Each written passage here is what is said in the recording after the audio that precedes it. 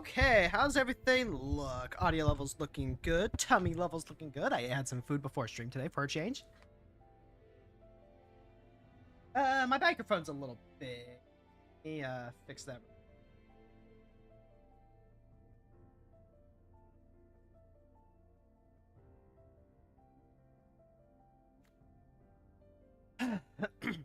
It is a scorcher out today. If you are on the West Coast, make sure that you are taking care of yourself. Stay hydrated, stay indoors, stay in the shade. Make sure you use sunscreen. You are only young once. Take care of your skin. And yeah. Hold on. Spotify looks rough. If I were to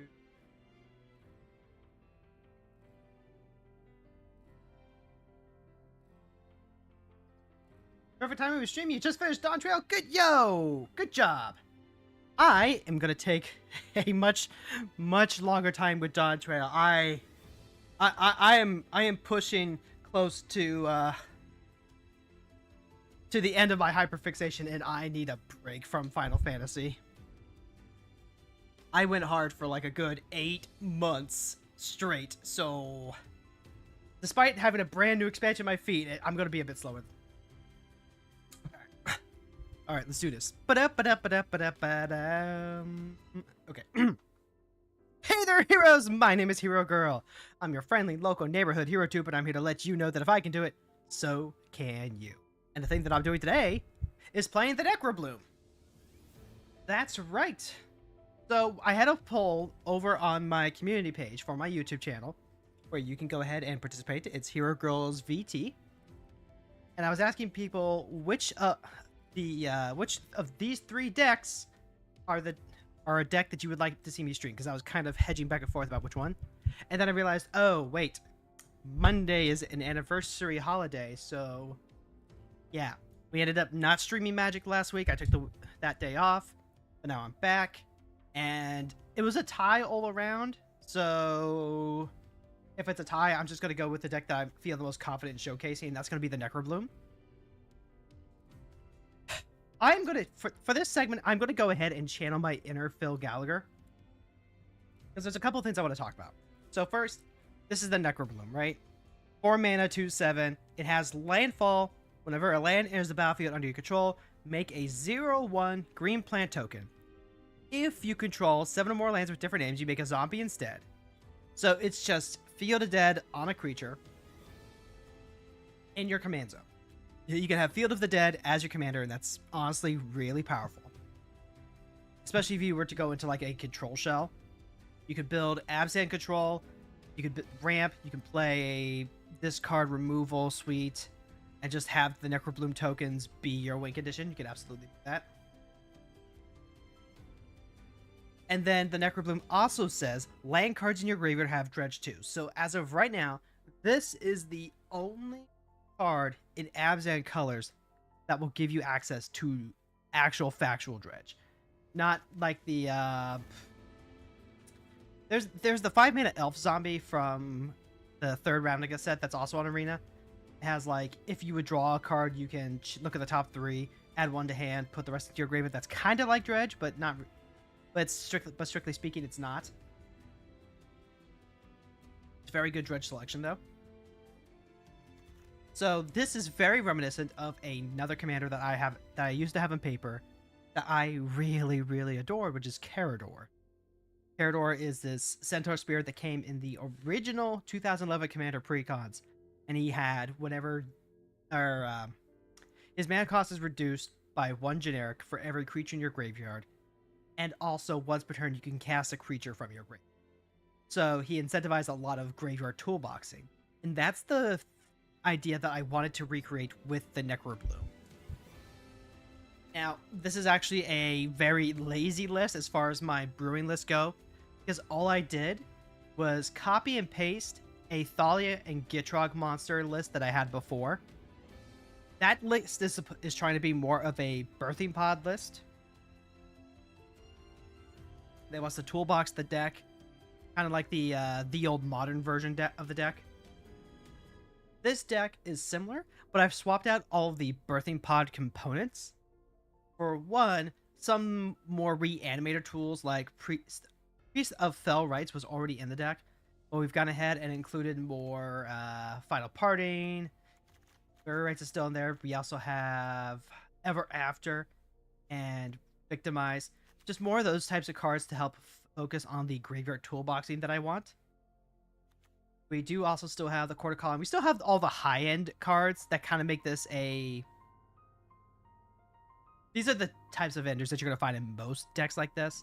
You're going to find Crater Hoof. You're going to find Elish Norn. Cards that really push you over the top. Got all three of the Titans, Prime Time, Grave Time, and Sun Time. Because they all just do stuff that the deck really wants to do. They're powerful finishers. And that's part of why the deck just doesn't interest me enough personally. I've recently realized exactly how much of a mid-range player I am. So a deck like this that has minimal removal feels weird. Like if you were to look at the removal side of it, it's got Skyfisher Spider, got the new Flare of Malice, which I think is really great. It's got Skyclave Apparition. Technically, you could think of like Thoughtseize as removal, kind of, if you squint sideways. There is a Priest, sure. There is a Knight of Autumn here for like Disenchants. But for the most part, this really is just focused on gas and ramp, which feels weird.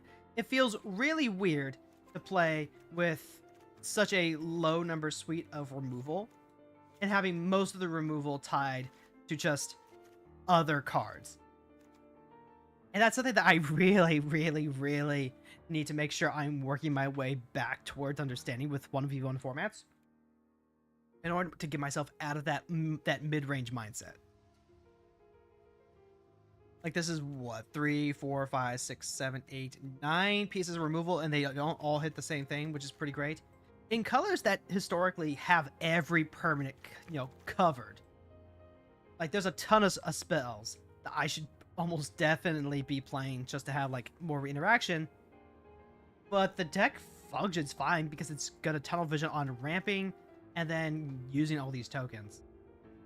There are some new cards that I'm looking forward to trying out. I haven't had a chance to try out White of the Reliquary yet. Revitalizing Repast as a replacement for Tamio's Safekeeping, even though Safekeeping does protect. I might also just look at cutting out some of the grindier engine cards. Xander's Wake is a fantastic card. You get so many more creatures, which make a lot of the escape effects really good. But we're also not really playing a deck that needs all of the extra bodies. Not if we were playing something like Azoni. So Xander's Wake, that's a card I could end up cutting out. Priest of the Forgotten Gods is here just to like help cash in on the plants. The real winner here is stuff like Insidious Roots, which anthems up the plants and also makes the plants useful for further ramping. So something like this, maybe looking at like a Cryptolith Rites as a secondary ramp card would be really good. We'll make some changes throughout the day, I'm imagining. Right now, it's just a straightforward game plan. It's ramp, ramp, ramp, make as many tokens as we can through the Necrobloom. That's the other thing, too. I ended up cutting most of the token makers that were in the original Thalian Get Drunk deck. Because if we're ramping that hard, it's not as big of an ask to just keep replaying the Necrobloom. Keep training 1-for-1 with a card that, we can basically just replay. When a graveyard deck hits right, it feels really good. Now, I mentioned wanting to hit something up earlier on, and that's just the power level of Brawl. Now, I feel like for the most part, the matchmaker does a decent job of matching up like powered decks. You want to log in with your Durley combo engine. It's going to get matched up against similar tiered decks. But lately, I've noticed that a lot of those decks just struggle in the matchmakers where they get paired up, where they ended up getting paired up, either because I'm on a win streak or because there just aren't enough people at my general matchmaking level. And that's when my decks struggle the most. Or at least the engine decks that I tend to enjoy most as a mid-range player. So one of the other things that we're going to have to keep in mind going through some of these other decks is that sometimes you just need to include generically powerful stuff. Not generically good stuff, generically powerful stuff. Things like Cradlehoof, things like Elish Norn. In my mind, it feels a little cheesy to drop these and then win that way. But this is a one-on-one format, and you need to be doing Brawl power level stuff if you intend to win. So that being said, we're just gonna hop into the games. Also, oh my god, that's right. Real quickly, I finally have my Sarah avatar for Arena. I am so happy. The class of 98, 99? What's the land list? The land list is honestly not that special. Like, you're going to be able to get lands into the graveyard from Necrobloom just by playing fetch lands. So it's, you know, your suite of snow swamps. You could do the thing that everyone was doing with the Land of the Dead. Field of the Dead, yeah.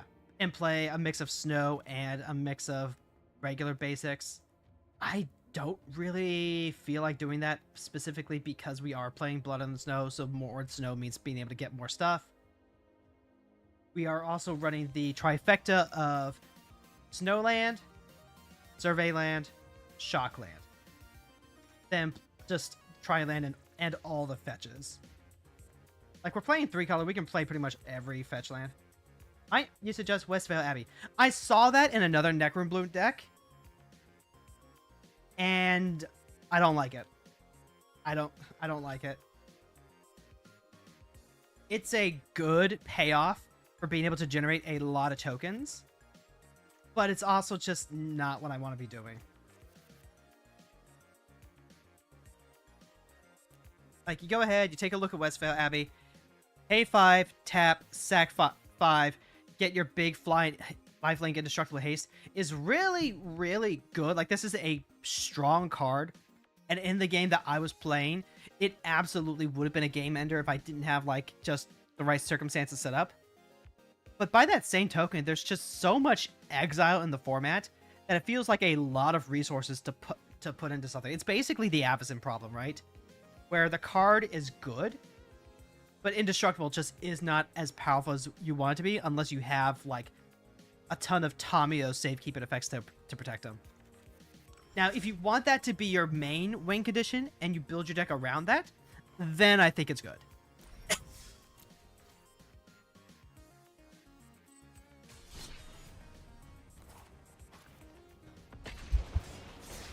Notably, I'm not really playing any, I'm not playing Slimefoot. So maybe that's the thing I want to do, is I want to swap out Xander for Slimefoot.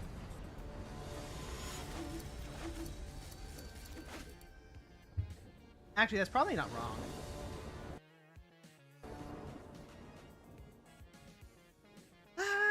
Oh, this is really nice. We're up against a mono blue control deck, but we get to go first and we get into the north, so I'm willing to hold on to this.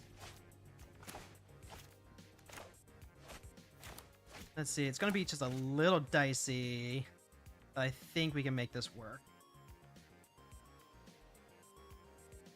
You don't have it as a win con, but it's a nice little extra. I think that's probably fair. Some people like to include stuff like that as, like, an outlet that's not very easily interactable. Alright, so we need to grab Temple Garden. What's with that lag? Damn. Alright, take the 2. Lay out Pilgrim. Next, we'll go ahead and drop the Triome. Go into the north.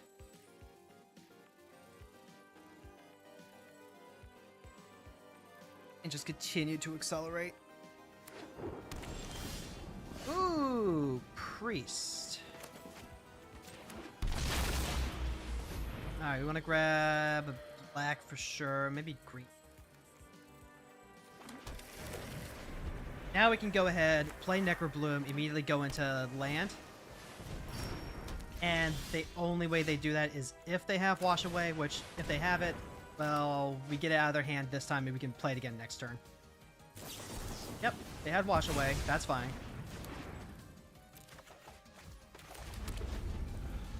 Like, next turn we go Welcoming Vampire, Priest. We can even potentially, like, play 6.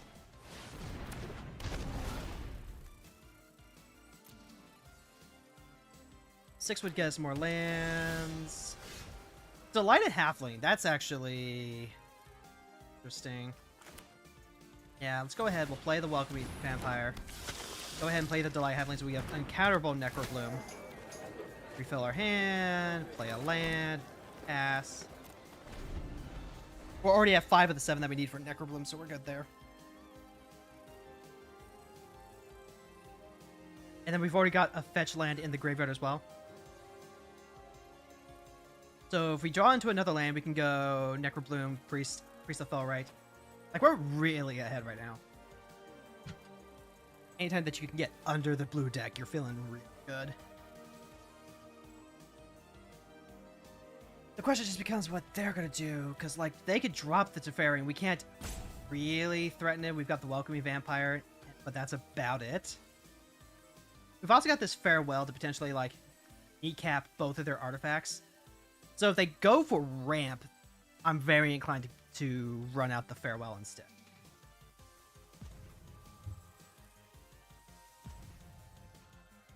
Okay, so they're just going to go ahead and pass.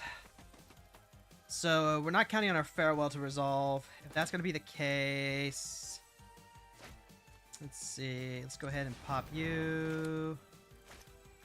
We want to send you on black. I don't know why Ottoman Tapper is giving me a hard time today. Yep, now we get to draw a card. Ooh! Mystical Subdual! Loses all abilities. Well then, that's going to be something that we definitely don't want them to just, like, sit on. Expel the Interlopers. Teferi deck comes down, makes a token. How do we feel about that?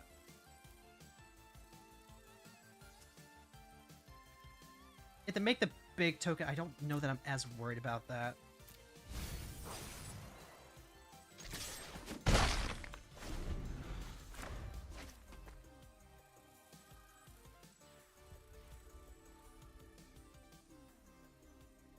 Let's see. Loses all abilities.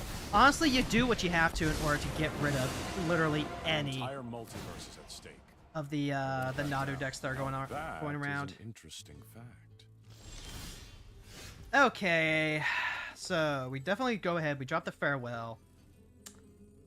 Yeah. Go ahead, drop Farewell. Exile all artifacts and enchantments. Now we can go ahead, play a land. We could dredge.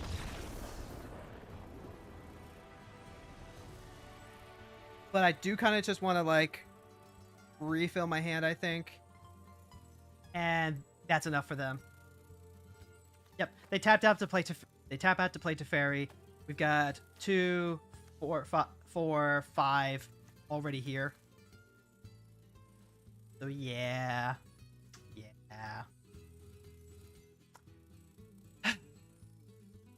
Feels good to be able to get underneath the stupid control decks. For whatever reason, I feel like I've been seeing a lot more Teferi lately. Maybe because he's one of the control decks that can keep up with Tamio. Maybe. Got a boosted pack. We've got Bloom Burrow coming out at the end of this week, and hello. Legion Extruder.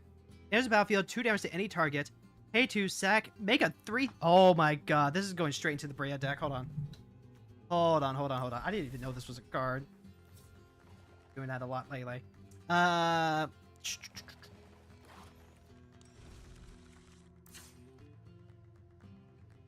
got some cuts I need to make from Brea.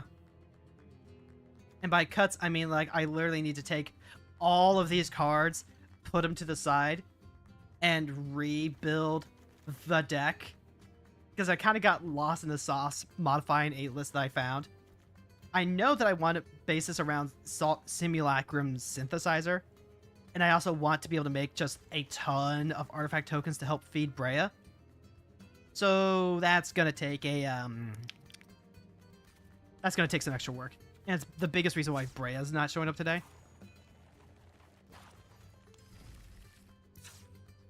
I do have the gear rate deck here. It's got one extra card, but only because I literally just realized last night that I can include Seance. And this is a powerful, powerful card to just start making duplicates of. Other than that, it's just like angel tokens. So we're very likely to have gear rated next week while I continue to tinker with Brea and try and get her up and going. Also, can I just say that the wait between Modern Horizons 3 and Bloom Bro, it almost feels non-existent. Speaking of Brea, like I was not expecting Bloom Bro to come out this month, but here we are. Okay, so we're gonna go first. We get turn 1 Thoughtseize. We don't get a turn 2 play, so that we can go ahead and grab a Triumph. Then we have Dryad here. I think this is fine. Like, it's got an in-game in Elish Norn. It's missing some early game action. Alright, so you've got World Wakerham. If you would create one or more artifact tokens, instead create those tokens plus a map token. Why am I not running that card? Goblin Engineer is really, really spooky. Solar Transformer, Tempered Steel, all these are really good. We're gonna get rid of the Engineer, though. The Engineer can just tutor anything up. And we're currently lacking for creature interaction.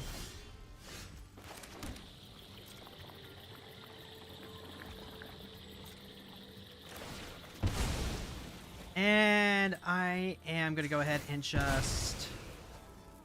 Oh god. I did say Triumph, but the Surveil lands are probably just way more important right now, just to make sure we can find more early game interaction. Oracle is a great card for us to have.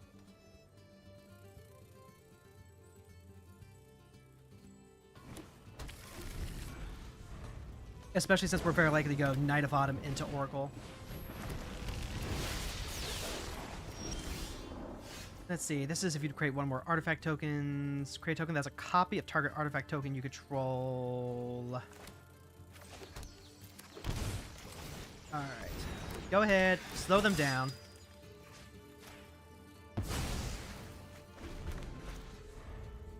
Next turn, we just play Necrobloom.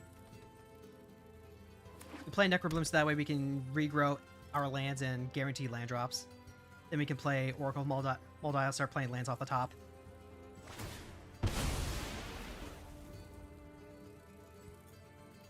Let's see.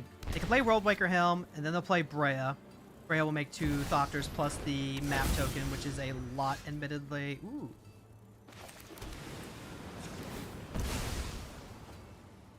I need to start grabbing some basics, I think, because otherwise I'm going to be in danger of putting myself into burn range for Brea.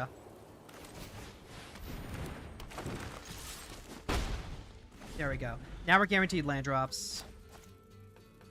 Can even go Dryad, Sylvan Ranger if we really want to, which I think is actually fine. Yep, there's Brea. Hey there, Hero. It's your friendly local Francois reminding you that you can do it, and I know I can too because of it. Aw, thank you, Francois. Alright, let's think for a second. Think. I need to ramp, and I need to ramp fast. We're gonna go ahead, crack, grab Swamp. Go ahead, play Ranger. Take action. They could just, like, kill the Necrobloom, but it's not really, like, beneficial for them, you know?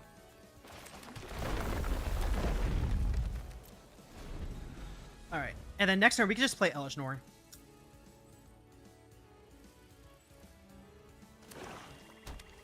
Let's see. They could play Tempered Steel and swing. That is what they're going to do. So Elish Norn really just negates the buffs. Alright, digging. Sword of the Meek. Ooh, I forgot about that. Holy shit. And a Terramander, which means that Sword of the Meek does not trigger. 7, 8, 9. That's a lot. All right, here's the problem now. Let's see. They've got 5 mana, so they can hit me for 6 in the air afterwards. That's not good. That is really, really not good. I think we're actually just DOA if we don't crack back. So then, let's go ahead.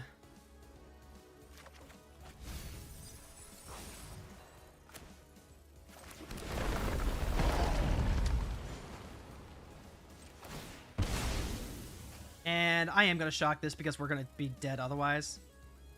Oh, wait, no. We don't have... I guess the zombies don't matter anyway.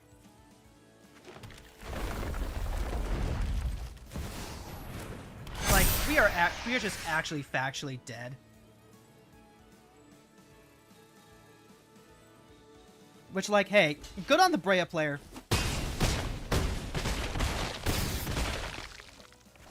Yep, and then they kill us on the crackback, so GG's.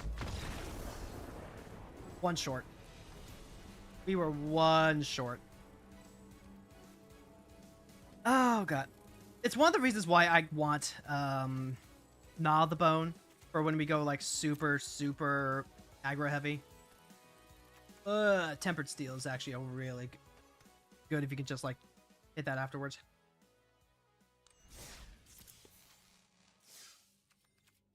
But it is what it is. It is really hot today. I was gonna say warm. No, it is actually factually just hot. I have one of those ice cube trays that's like soft plastic, and the idea is Johnny. I feel like I've seen this player before. And the idea with the water ice cubes is that they make ice cube balls, which supposedly melt slower. I put that in my jar, but it's so warm that it just completely melted in the span of like 20 minutes. Ooh, actually, like, despite the fact that this is only like 2 hand, I feel like this is actually a keep. Forest into swamp. We have animate. We have swords to plow. Boom. Casually come, thank you so much for the follow. So, we go turn 2, Wayfinder. Yeah, turn 2, Wayfinder. That's the ticket here. Now, we're playing against Ratadribic. This is a really, really, really cheesy commander. Ever since Lord of the Rings came out, all they ever do is... Oh, that's actually really good. Ever since Lord of the Rings came out, all they ever do is play Boromir, play Gollum, get infinite legendary triggers, and it's got War 2, so... Yep, hey, there's Frodo, Sauron's Bane. Who would've guessed? I could go Nissa. Nissa probably wouldn't be bad, but I'm thinking we just ball, right? Like, yeah.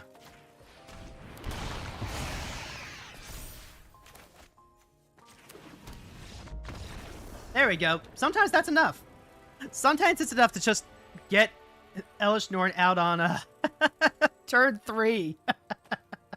Also, oh my god, I was playing Kalia the other night, and something I never really thought about. If you reanimate Villas, he comes out, he's on the battlefield by the time he sees you lose the 8 life, and you just completely refill your hand. Reanimate is terrifying. It sure is, but like in the best way, you know? So yeah, Ratadribic is like, he becomes a 1/1, and it just completely locks him out if they don't have any way to like remove Elish Norn. Terrifying to be against? Yeah, sure is. Sure is.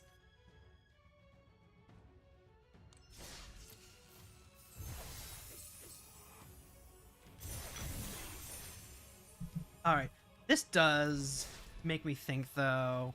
I'm going to make a quick tweak to the deck. So, I'm going to take out the Xander's Wake package, and we're actually going to go ahead and put in Alchemy Slimefoot.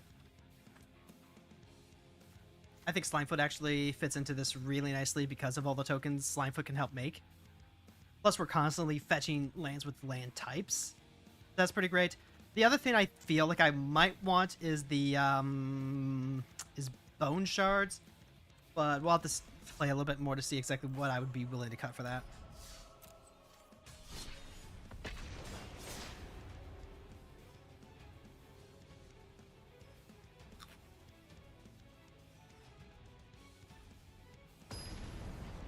You're only playing Alchemy for now? You got a single card in your deck specifically for black mana decks. Oh no.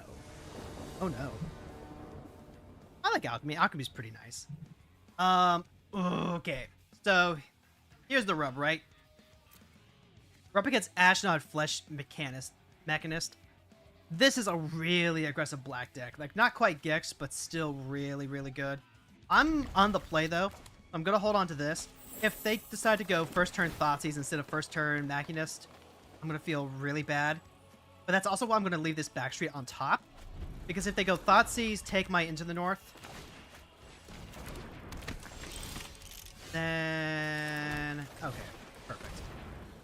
We're going to let's grab Black White. Black White? Got like two, yeah, Black White. Alright. Now we have the Flare of Malice ready. I would like to be able to play the Necrobloom and then immediately make some tokens for it. Sacrifice the Scourger, make the Power Stone. Yep. Diagraph Rebirth would be really good. We'll get that going. So, how am I feeling about this? We could backstreet and not hold up Flare. I think I'm going to play out the Swamp first, because we have the Forest and also backstreet next turn. And if if they do Thoughtseize us, I can always just Flare in response. That worth? It might be worth slowing them down just a little bit. Because right now Ashnod costs 3 to replay. Like, they can go ahead and exile her from graveyard to play for Scrounger. They're not going to do that? Okay, the ramp is relevant. And Guardian Idol, yep, okay. They're ramping pretty hard. Ooh, this actually works out perfectly. Now we can go Necrobloom. We can play Forest, make a plant, play Pilgrim, ramp again. There we go. Now we're keeping up with them in terms of, like, ramp power. The Snowlands are so beautiful. They are beautiful, aren't they? Yep, Heartless Act, kills the Necrobloom. Honestly, I'm just gonna replay it next turn, because we do have the Pilgrim.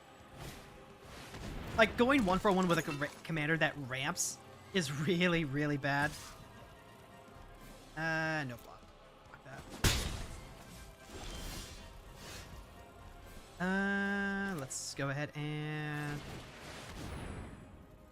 Currently at 4. Boromir. How do I feel about drawing Boromir next turn? That's not bad, but I feel like we can do better. Plus, we can always get him back with the reanimation.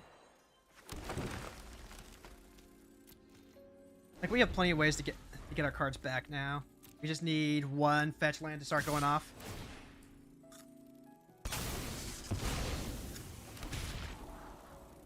And Ashnod's only poking us for 1, so it's not really going to be worth trading for her.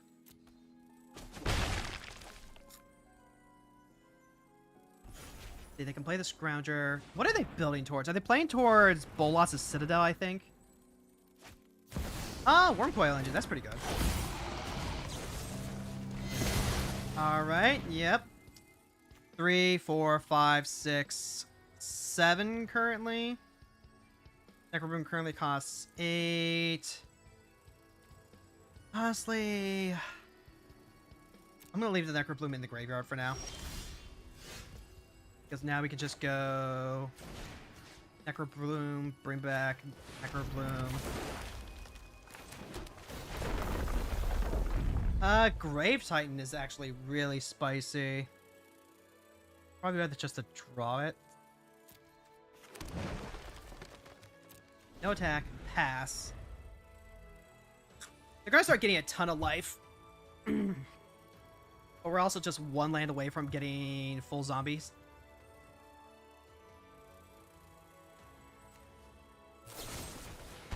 They are really hard up for trying to get rid of the Necrobloom here. Damn.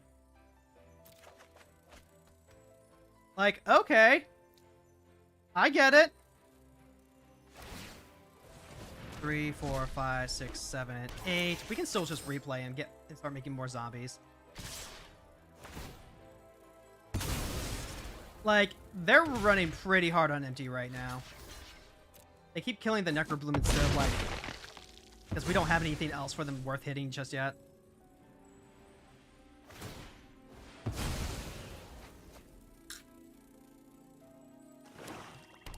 Now the real question is, do we play Grave Titan? Do we trade with Grave Titan?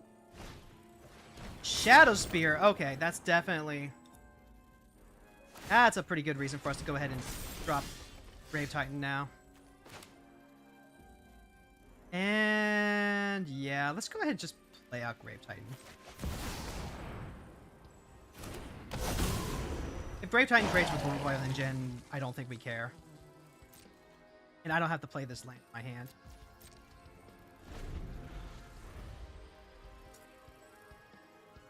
They've got Castle Locked waiting to try and draw their way out of this, but... Okay, the Immortal Sun is pretty problematic.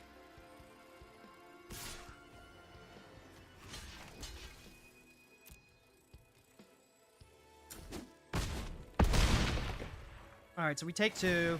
Grave Titan's dead. Whatever. 3, 4, 5, 6, 7, 8. Alright, let's do it.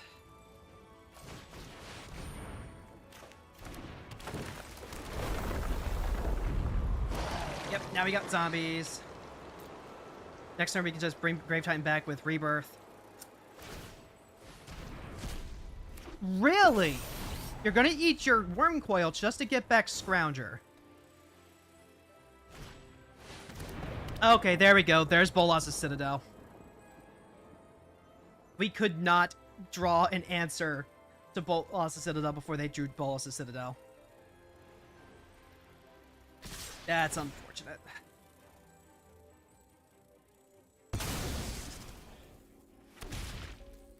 Okay, we can't afford to take anything, so block, block, block, block there, and block here.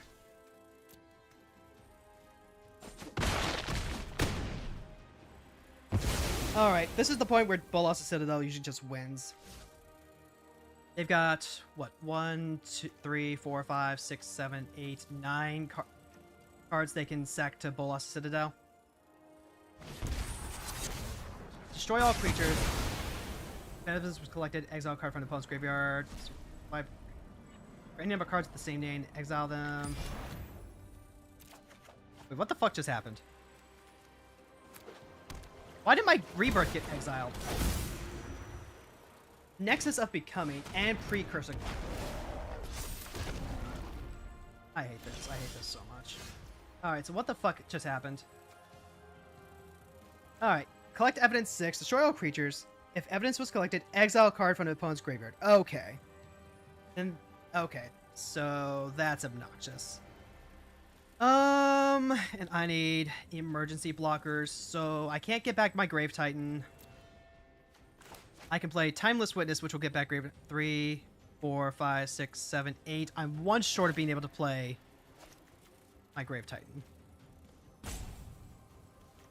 Yeah, I think we just unfortunately did not see a fetch land. Which, like, hey, that happens. Timeless Witness. No, that doesn't work. I can Savant's Reclamation, get back a Pilgrim. Savant's Reclamation, Flashback Reclamation, Boromir, and Grave Titan.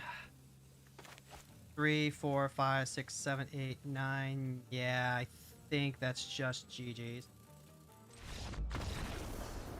It happens. And, like, we knew exactly what their win condition was, too, because it's always Bolas, Citadel's Bolas. It always is. Support has arrived. Lucky, thank you so much for the gifted sub. I hope Ancient Nadio enjoys it. Tatyava Benthic Druid. Well, okay then. Now this is interesting. We've got fetch land that comes into play if we have, unless we control a legendary green creature. We've got Cobra, we've got Wayfinder, so like we can potentially draw out of this. The Esper Sentinel is kind of relevant. The Cathar's Crusade can help us push us over the top. This feels like a really, really greedy hand, though. The Wayfinder is tempting, but I think we just maul this one. This isn't oh god, this is actually worse. This is like literally just worse. And this is somehow worse still, but hey, we got Flare of Malice, so whatever. Boromir's not gonna do it for us.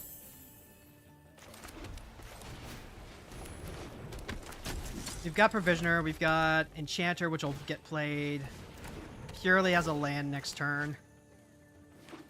We don't have the green for a Provisioner. Sucks. I'm gonna play the Swamp instead. You hate fighting against super aggressive mono red decks? They certainly don't give you a lot of time to set up, huh? Well, there's the green that I need, but it's a little too late. Now they have Tireless Provisioner. Throw that Grave Titan back because we need other stuff now. Unfortunately, the Tatyava deck got to go first, and we're getting buried. Yep, that's going to be a Provisioner to the face. Ow. Especially since you're a green-white deck. You need the time to set up. You should... Honestly, I don't feel like you should. I feel like if you're a green-white deck, you should be, like, building enough of a presence that you don't need that. They have open mana. This is probably going to get countered. No. Okay, we're good. Alright, so let's go ahead. Play the Goddess Shrine. Shock that in. Make treasure. Play the Wayfinder.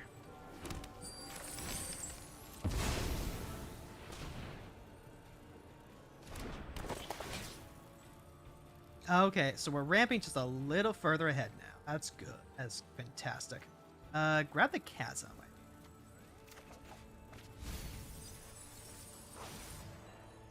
Alright, and then we can pass. Now we have Enchanter, we have... Ah, okay, they were going for Entis Restoration. You know what? Completely fair. Now we get 2 treasures. Your deck's just token hell deck, and that's fine. Like, if you're playing token hell deck, you should have plenty of life gain buffers and lots of smaller creatures to try and buffer those aggressive red decks, right? Oh, look, it's Nissa. Well, we can't just, like, let Nissa run around. So that's gonna be a Skyfisher Spider. The land fights for us. And that's a negate up top. I need my Provisioner as much as they do. Welcome me Vampire. Okay, how do we want to do this then? We can go Cobra, play land. Land makes treasure. That's only 3 though. I did not anticipate, so I guess we're gonna have the Witch's enchantments for this. Yeah. So we'll play Cobra.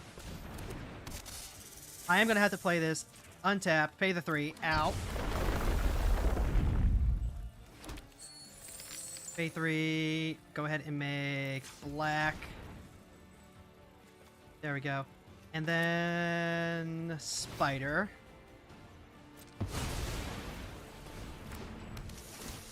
Wait, why didn't it? Weird. Did I not make green? I am in need of rest. All right. So now when they go ahead and they play Tatyava, we do have a window of opportunity. Nope, never mind. Never mind. Ugh.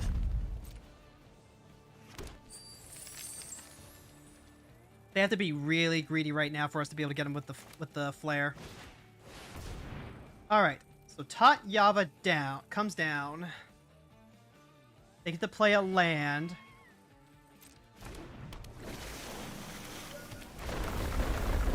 Now we do this. Flare. Sacrifice the Skyfisher Spider. Leave the Skyfisher Spider alone. Decline. Tatyava's down for the turn. Mana drain is really rough.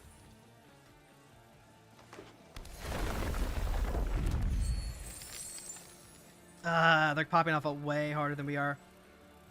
This is one of those instances where I wish we had, like, a Meat Hook Massacre to try and wipe away the smaller cards. I will trade with my Cobra here. Okay, so what do we want to do now? Wait, hold on. Did they? Oh, did they get rid of the? They did. They got rid of the mana drain. So we can Gorm them right now. We could absolutely Gorm them. All right, all right. Let's go ahead. Now we get treasure. Now we can pop a wheelie. Oh, I messed that up. I messed that up bad. Could have grabbed a tap land. Diversified. All right. Would you like to trade your provisioner for your oracle? I didn't think so. I forgot that it was going to make a treasure, so I grabbed a basic plains. All right. They get to refill their hand, and now we're at the mercy of, like, whatever we dredge back.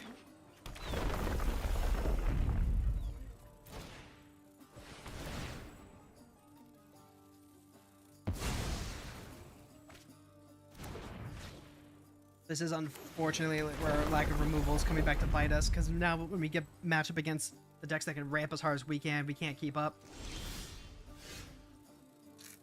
Okay, so we're currently at 5.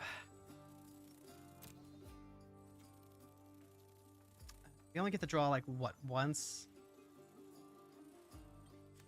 I'm gonna go ahead and dredge for the fetch land.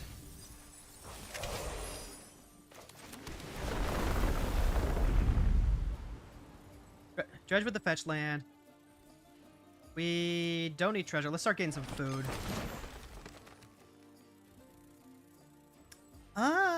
Passeju does not help me out.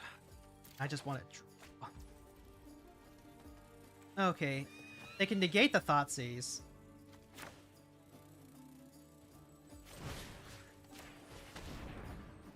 Yeah, they negate the Thoughtseize. They draw more cards in response. This isn't looking good, chat. It's not looking good.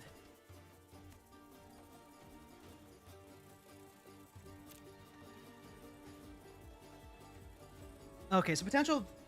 Let's see. So potential changes to the deck. I did want to include Rite of Oblivion. Let's see, what are we cutting? Here's the thing. Oh, God. Yep, so they can go ahead, put Mystic Sanctuary, that puts the Seagate on top. They get to draw, they draw now, they negate, so that way I don't take. And I'm honestly just going to, okay. I'm gonna draw. Nope, okay, never mind. All right. There's no way we're gonna keep up with a Tatyava deck that far behind.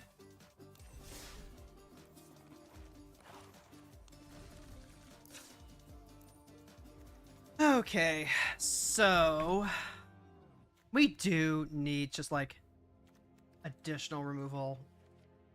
Rite of Oblivion is a really good one.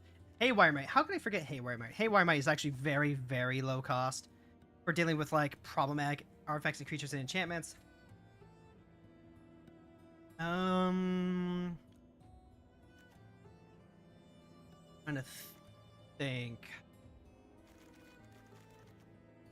There is also like the Dust Cart. Dust Cart exiles an artifact or a creature, but then it kind of is not. The issue is that it needs that setup.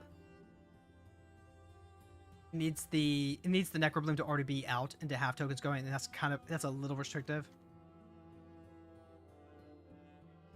And then, like I said before, it's going to be an issue of like, what cards do we cut out in order to make some of these work? There is the idea that maybe what we do is get back into like loading up more creatures, so that way we have more recursion in style. That's where the good old Haywire Might fits in. Rite of Oblivion I like because we could potentially mill into it as a removal answer. And there's also just like spells that we might want to consider including, just so that way we have the instant speed interaction. Things like Defracture are really good. There are also like plenty of black-green multicolor spells that do that. So like Terror Sunder is probably your example of cards that you would want to grab like that. There is a Deathrite Shaman. Deathrite Shaman isn't bad. Deathrite Shaman is just straight up really good in terms of like acting as graveyard hate removal. I could always run Abzan Charm. Abzan Charm is like really flexible, so that's something to keep in mind. Terror Sunder is like the most flexible thing. You could run Planeswalkers. Planeswalkers are really good. In fact, like Vraska's probably... Vraska fits into that really neat category of it gives you something to do with all these plans that you're making, and then also acts as removal. The issue is that she doesn't hit as much as what you would want to.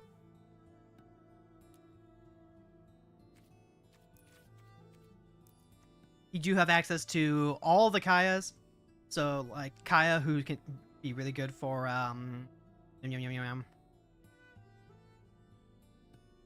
just, recycling creatures is really nice. You also got, like, the Commander Kaya, the Big Kaya, the Control Kaya. Lilies are really good. We're already running Dreadhorde General. But I'm also trying to be, like, really selective.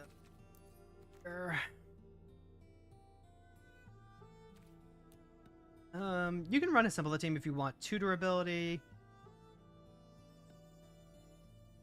Blood Sprout Talisman. That's a cool one. Deadly Brew. Let's see. Insidious Vitality is already in here. And I like Insidious Vitality. You can also run Golgari Charm. Golgari Charm is neat. Is your whole board regenerates your whole board, acts as quick removal. You could potentially run Skull Prophet if you want more. You want like ramp that also works as milling. Like theoretically, take the Skull Prophet, replace Lotus Cobra on it. Just that way we have more. Actually, Lotus Cobra is really awkward if you're not all in on the ring. So like maybe cut the Lotus Cobra. I thought there was like not Witherbloom Command. The thinking. Let's see, you've got Mash Repulse if you really want to. I think Overseeing is just like really, really slow. You can try making some fun value stuff, but overall it's just not quite as nice. Hold on. We can run Myco Tyrant in this deck. because Necrobloom dredges, that enables Necrobloom a lot more. That can honestly, that could actually be a lot. Calling Ritual, there we go. Destroy each non-land permanent with mana value 2 or less, and then you add a bunch of mana. So like that could fit into like the low tier. It also has a way of turning all these plants into potential mana. I don't think that's quite what I'm looking for though. Ari. Spider's fine. Nebraska, what is this? Turn up to one target creature from graveyard to battlefield. Return up to one target permanent from graveyard to hand is good if you want to go all in on Reanimator. Comes to play, make 2 squirrels. Oh god, Reclamation. This is like...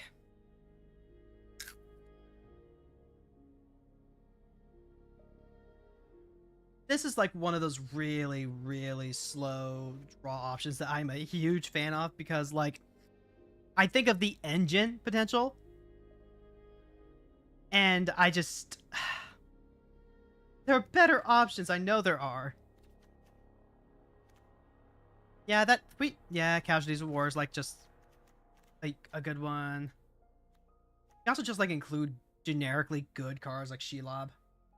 Card reminds you of Dawn of a New Age. It's kind of like that. I really like something like this a lot more in multiplayer specifically.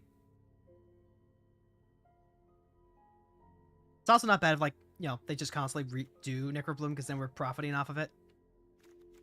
In fact, if this costs 1 more mana, we could actually run up the Beanstalk. Abzan Ascendancy is also really cool. Enters the battlefield, puts a counter on all creatures you control. Create a 1/1 white creature. Whenever a non-token creature you control dies, you make a spirit token. I really want it. Do I just want to like go in on tokens? Kinda, maybe not really. Like I used to love Abzan, and this was the kind of stuff I really wanted to play in Karador. But I was also doing a lot more of the sacrifice looping stuff, which you can do in Karador very specifically because Karador lets you keep recasting the creatures. You don't run out of gas. I feel like with Necrobloom specifically, you do just run out. Actually, you know what? This is a deck that actually really wants Phyrexia Reclamation. Like, actual for real. Like, this is a card that I put into a lot of decks. I'm so used to it being a very good recovery card in multiplayer. Does that Reclamation card work with tokens? It does. It does work with tokens.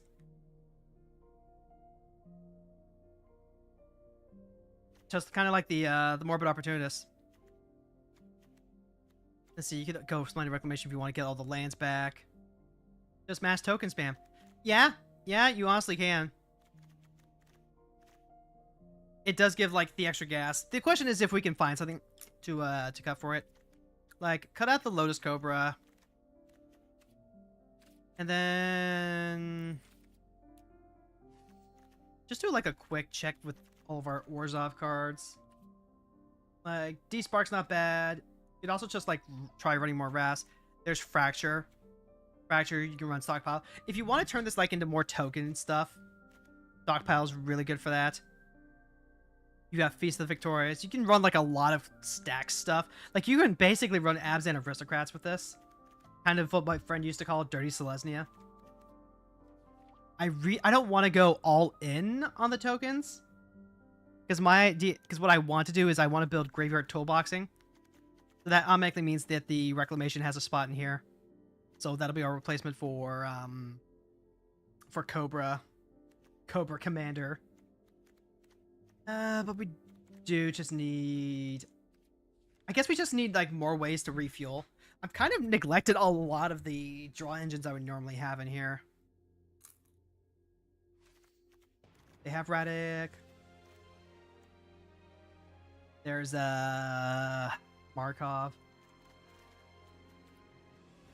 Honestly, you can do so many cool things with Necrobloom. I might actually try and make an Aristocrats version for a future stream.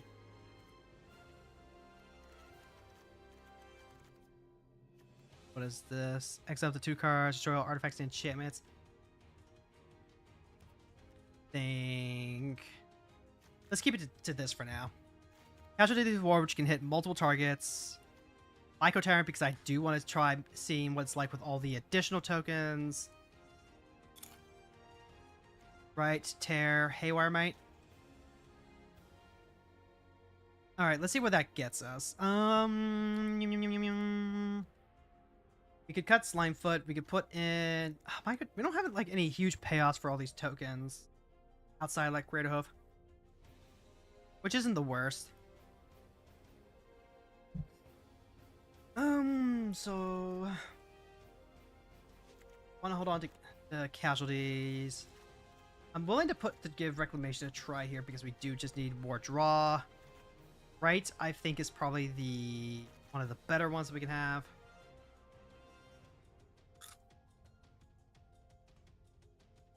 The other major issue, though...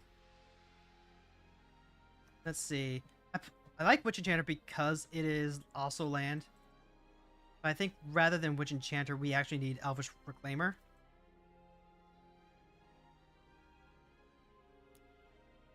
Let's move.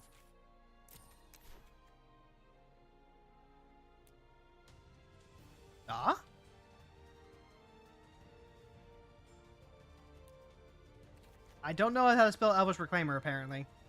Where are you? You can run Sympath if you really want help tutoring up the hoof. Grab the Reclamation Sage, because unlike the land, we can get back Sage with Reclamation and Sun Titan, which I think is actually really important. We want to make sure that we're including plenty of ramp. The issue is just like which cards we're including that ramp out.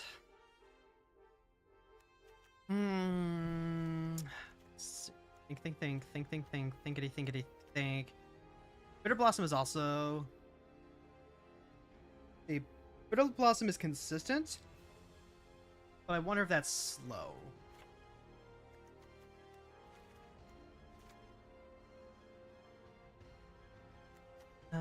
What else have we got? Prime Time helps make more tokens and ramps out further. That's fine. Got Shroud, Titan. Hold on to the other after. If we want to rely on like stuff like Cathar's Crusade and Elish Northen, Myco Tyrant is good.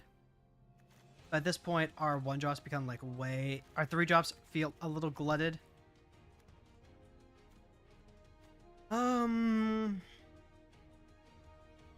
I really wish I could make... I could, like, play Titania and make her work. But this could just, like, not be the place for this. So, like, cut Argoth, cut Titania, put in another green source that comes tapped. Then that lets us run... We run Nissa because Nissa actually draws us the elementals and more elves. That's fine. Let's see. What else we do? Maybe I do end up wanting to go Aristocrats. If I do, that's definitely going to be a slightly later stream, I think. Slimefoot, Roots, Oblivion. How many elves and elementals do I have in here? Got 7 elves, no elementals. She does draw cards, but the sequencing ends up being really awkward. And I just want to get back to the games as quickly as possible.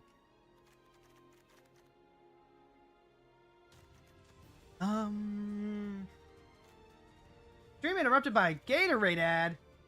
Boo. Boo. Let's see. I had Final Party in here, so that way we could like get really cheeky.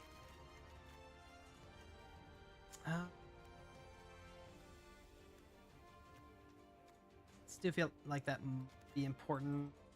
Just like we can go ahead, stick Crater Hoof in the graveyard, grab Burial Rites, kill them. So that means that's important. Reclamation still has to find a play. Still has to like have something cut out for. Whisper is actually what we want.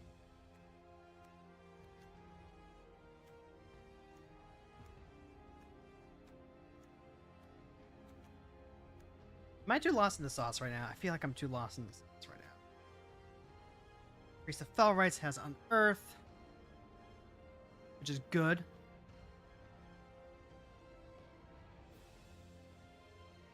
And you got a shaving commercial. Damn. Damn. Alright. Well, at least I know that I'm not losing like any top tier content. Bros 2 lost in the sauce. I sure feel like it, yeah. We definitely hold on to Reclamation. Esper Sentinel helps against the control decks. I still want to hold on to Slimefoot. So then...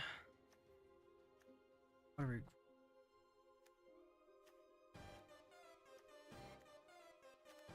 What are we cutting? For Flare, Cathar... Flare Fortitude... This is really strong, but we don't... But we've like cut a ton of the white creatures that really make it work. So like, I can go ahead... Cut these for now just to get playing. I want to find something to replace with this. Cut the Get Drunk monster, I guess. Try and get our draw off of the tokens rather than the lands. Which is missing the mark with the audience for the stream. Sure are! They sure are! And right off the bat, it's Nadu. Okay. Oh yeah, we definitely want to get like a Bone Shards in here. Bone Shards is really good. So this hand is fine. It's got some endgame to help us keep up.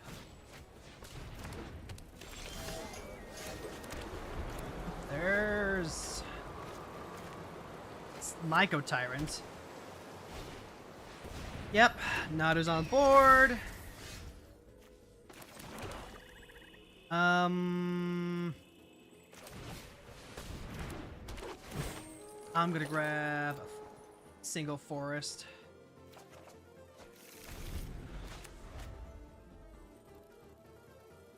Oh god. Nadu was a bronze cudgel. Alright. We've lost this one.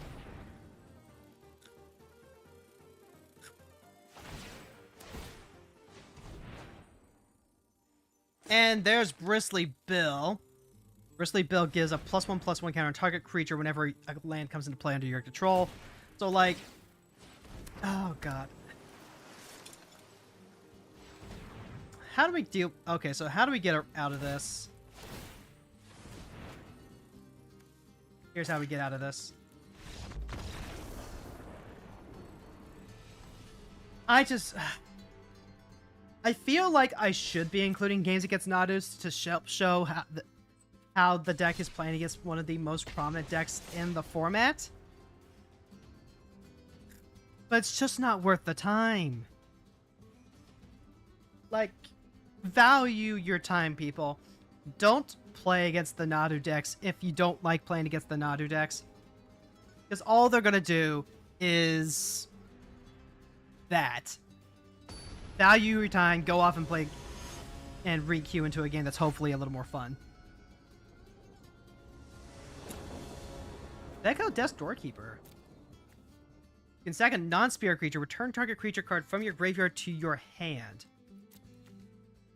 It perpetually becomes a spirit, has base power, toughness 1/1, and gains you can pay white-black rather than pay this spell's mana cost. Activate only as a sorcery. That is not a... Honestly, maybe that's what we're looking for with Necrobloom. That might be what we're looking for with Necrobloom. I forgot that card exists. This hand is like really slow though. There's no ramp. We have Knight of Autumn to hopefully interact. I'm gonna fish for something better. This is better. This is like way better. Let's see. Got Sylvan Safekeeper, Bloodghast, Priest. Oh my. Leading off strong with Eagles of the North. Okay. Well, we always grab Forest here. And let's be aggressive.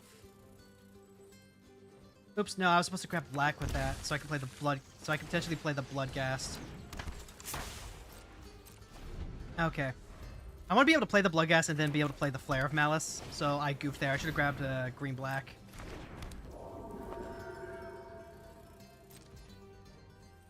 Welp. I done goofed.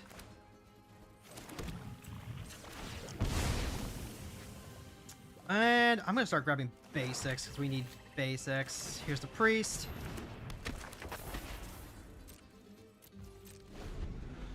And if I need to sacrifice the Priest to use the Flare, then I will.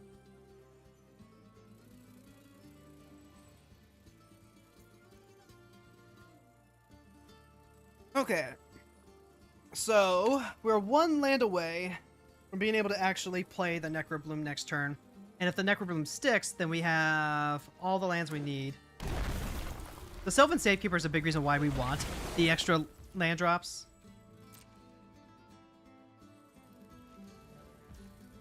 Interesting. Okay. Casualty War. Ooh, this is not good. That's not good at all.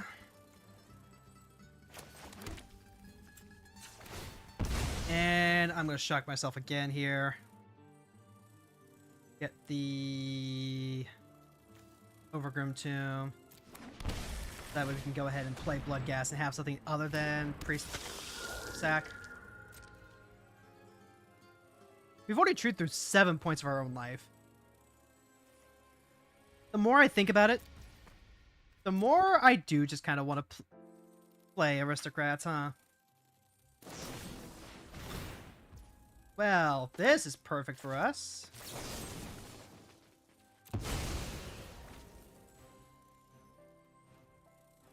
Send them back their commander. Dodge removal. Kick it back. Bloodghast next turn.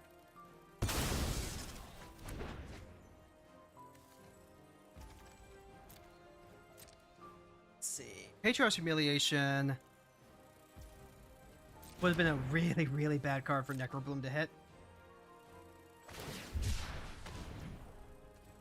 Troll Cycling. Why am I not running Troll Cycling? Damn, I should have been grabbing Troll Cycling. That's another one I just completely forgot about. Apparently this deck needs more work than I thought. Alright, so there's Soren. Soren comes down, negs 2, brings back Veko. I did not start this fight, but I will finish it. Yep. And it's a vampire in addition to its other types. Yep. Alright, well, that's a land.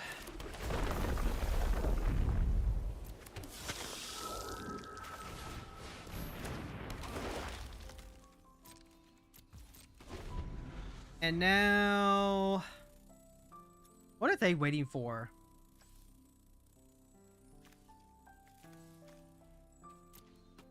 I mean, base 1/1 is not what they want of their troll. That's true. They're not setting up for a Wrath. Otherwise, why would You be telling me it's shrimp fried this rise? Defiler of Faith. Okay, that works. So they can pay 2 life instead of one of the white pips in their creatures, and they'll make a soldier. Let's go, lesbians, let's go! That stuff. Okay, yep, damage to me. They gain life. What a Maybe I want Soul Warden in this deck. If I go with Aristocrats, I can include Soul Warden. That'd be a lot of fun. Okay, so now we can start doing some stuff. I need... let's see, let's grab a forest, shall we?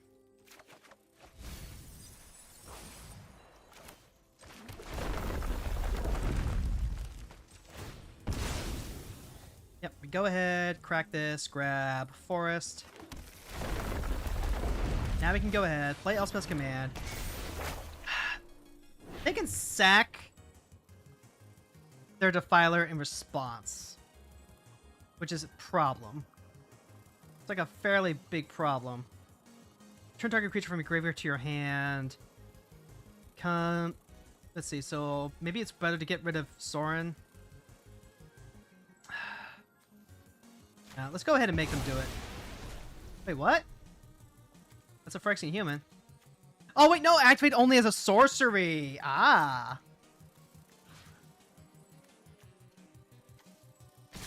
Alright, now we can get rid of Sorin.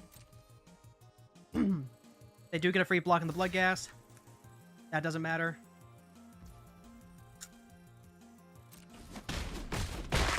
A reckoning will come one day. You ever realize you're doing real good and you should move to ranked? No. No. I don't. Because I don't play ranked. I never play ranked on Arena. Ooh, what's this? Vana. When Vana de Ledo enters the battlefield, destroy target non-land, non-token permanent and opponent controls. Then you may discard a card.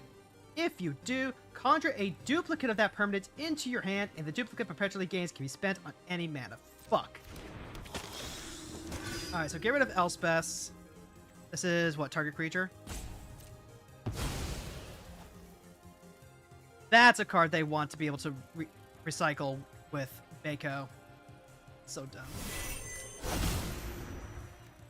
They get rid of Frankle, the pitiless prankster.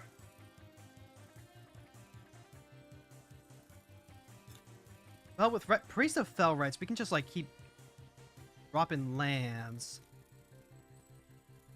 I already have all the basics. Whatever I grab next has to be another shock. It's gonna be the white-black shock. Yeah, it's gonna be the white-black shock.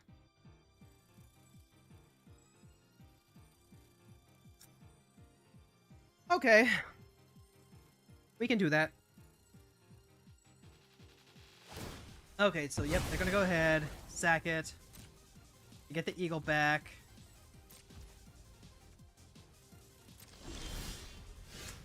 We need white-black shock, white-black shock. White-black shock. Oh, that would have been perfect. Bojuka Bog. Alright. So...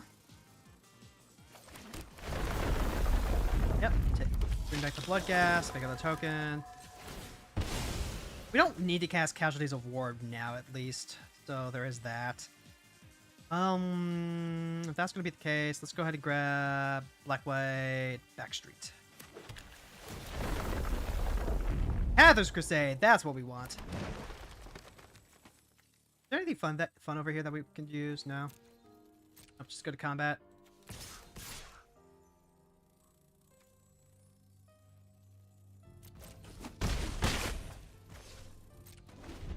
And then we can just use Safekeeper to like protect us from anything that Elspeth plays.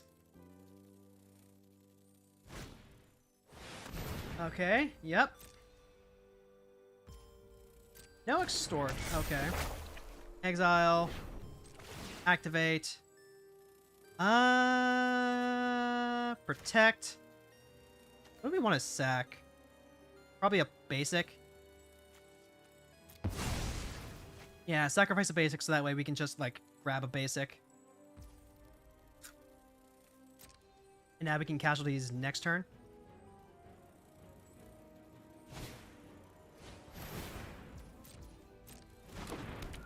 Uh-huh. Now that they use Veko, they sacrifice the eagle. No? Alright. I'm just gonna draw. Oh, I could have Bojuka Bogged. Yeah, that's true. Fuck! I fucked all this up! Fuck! Fuck! Alright, I messed up.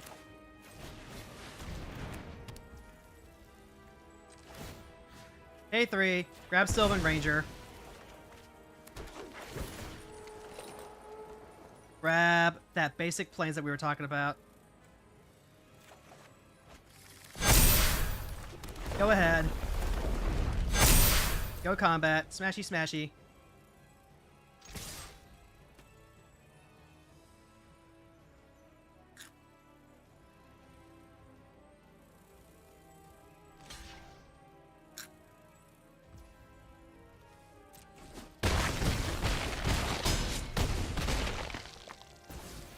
Last turn. Now they go ahead, and they're just gonna, I don't know, play a creature, trade it for Banu. Okay, they have the cemetery here, so they want to get rid of Bajuka Bog. I want to get rid of Bajuka Bog like ASAP. And I can't do nothing about that. They could try hitting the Priest of Fell Rites. That's probably what they're looking at. Yep, okay. We're just gonna Bajuka Bog them. Like, if they don't Veko. We bog, we swing. If they don't have any follow-up plays, they're dead here, right? Like, they're literally just dead?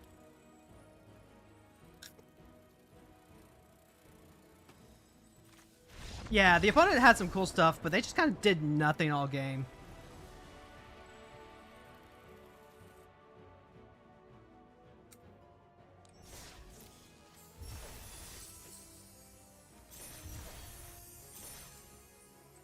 Alright.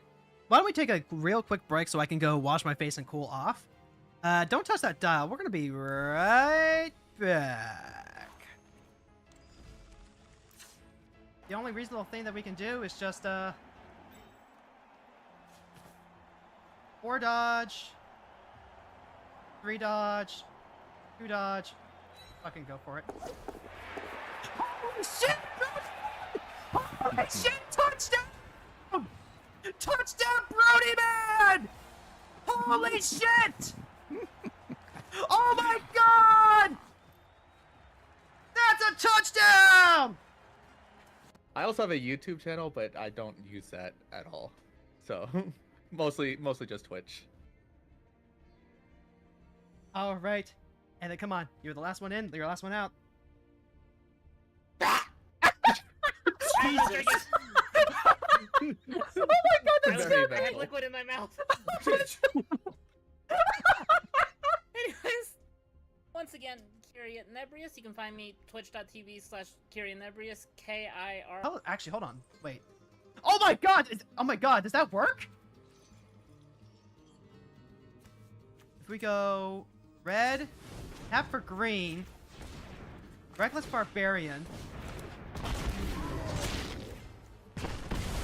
and then play... Oh my god! We found the line! We found the line! Holy... Holy shit, we found the line! Oh, poor baby. Okay, so... You know what? Just for them, I'm gonna go ahead and exile the Sarah's Emissary. You are? That's a touchdown! Yeah! I'm glad you, that's funny. Or rather, I am glad that my clips are entertaining. There we go, that's what I want. The more I think about it, the more I do just want to be tokens. Stuff to do later.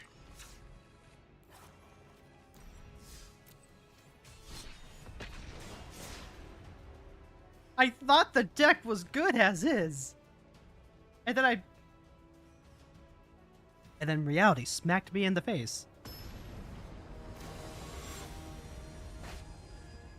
Emperor Apatsik Intli the Fourth. Alright.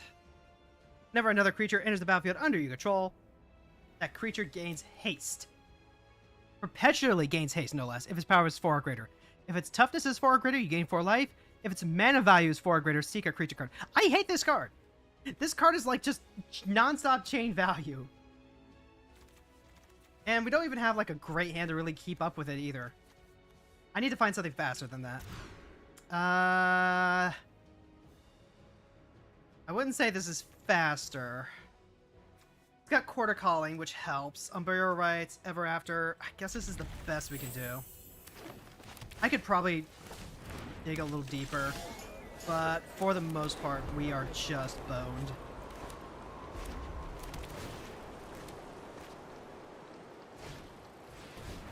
Yep. Yep, they're just having a good time. Alright, I'm gonna grab black white, I think. Yeah. Let's grab black. Oof! Ramp deck's out ramping us. And they've got Cobber Ready Rebels. That is gonna be really hard for us to beat. Unless... well... let it begin. We don't have any fetch lands. Not just yet, anyway, but we do have Orgrimmar Diet and Godless Shrine. They can play their commander. Do they have... let's see, the Elves and Caryatid won't be able to make 4 mana this turn, so they've got 6 total. Trailblazer Outcast is really good here. Oh god, and so is the Fanatic Rodus. Whenever another creature power 4 or greater is the battlefield under your control, draw a card. This is already too much. We gotta hurry. We need Quarter Calling to be able to hit for 7.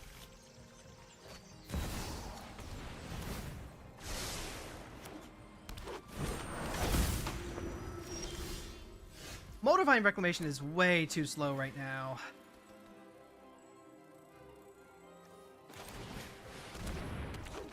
Landware Elf does not cut it. We can cord for 5 right now. That's not good enough.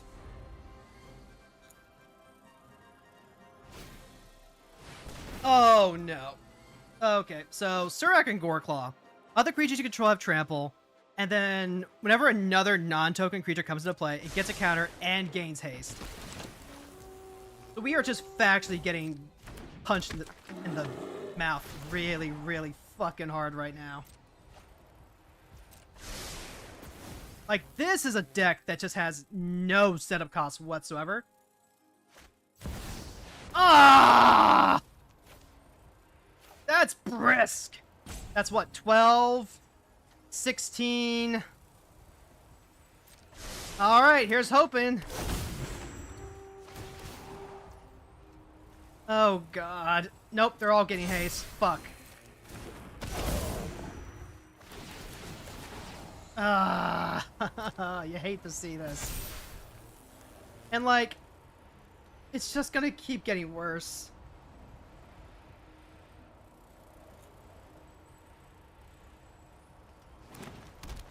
This is why you need early interaction.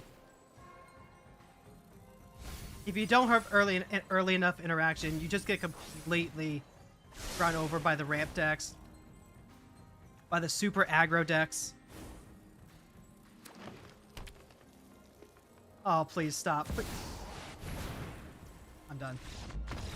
I'm done. I've had enough. Avacyn just... Yep. That's why I hate that card! That commander, it's just... It's still not as bad as Nadu, but damn. Damn, let a bitch breathe. Christ. We were just too slow. Maybe I should have gone and tried to, grab a faster start. We just don't have that same speed. It's not built into this deck. We need more ramp if we want to be that fast. So, like, there's nothing for it. There's nothing for it, because any of the changes that I want to really make to the deck right now are gonna have to wait till we're done for the till I'm off stream, so I can like rebuild it almost from scratch. Because remember, this was originally a Thalia and Gitrog birthing pod deck that I just ported over.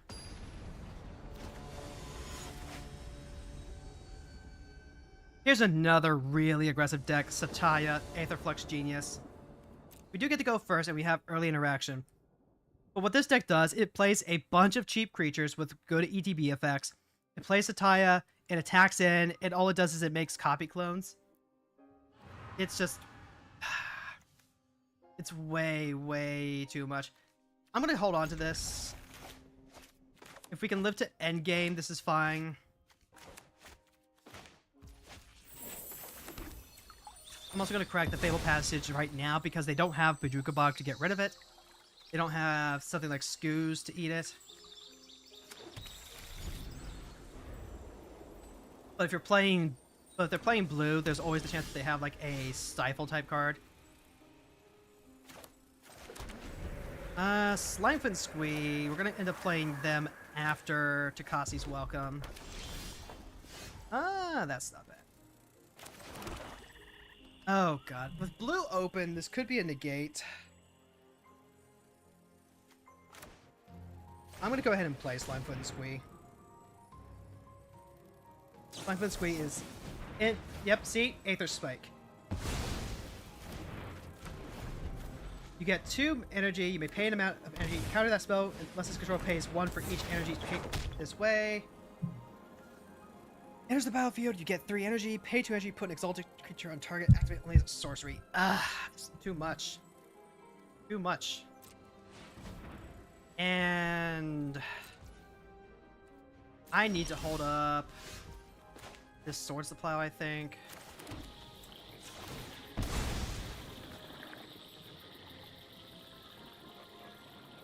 Yeah, I'm gonna go ahead, Godless Shrine this in.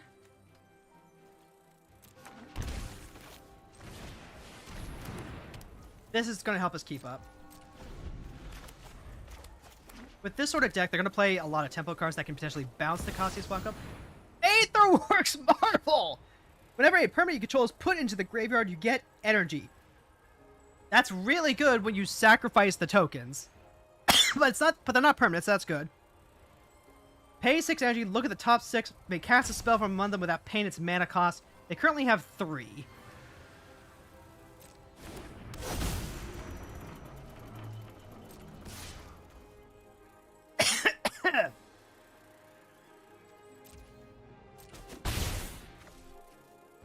Let's see.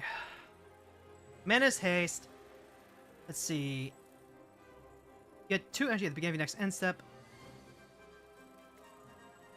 This would be really, really good for them. Let's just get rid of that now. And then, hey, check it out.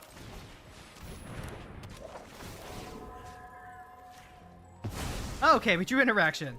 Fantastic. You love to see it. Now they can choose to bolt Apparition if they want. No!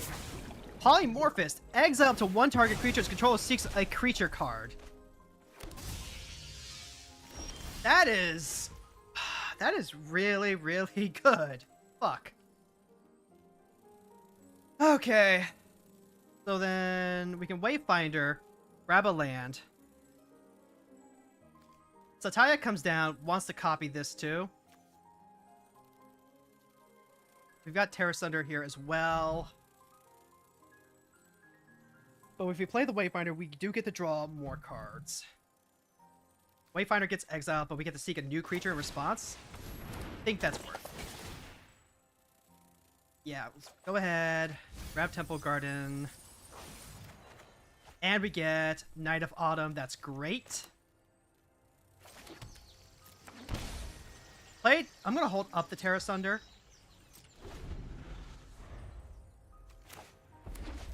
Very specifically in case they try and get cheeky with like another artifact or something. Alright. Pass.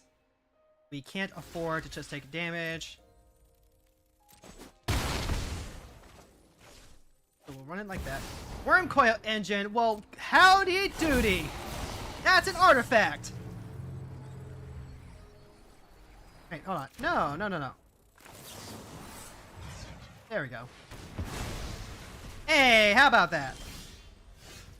Okay, so now we have some options here. We can do Necrobloom. They Polymorphous, get rid of the Necrobloom.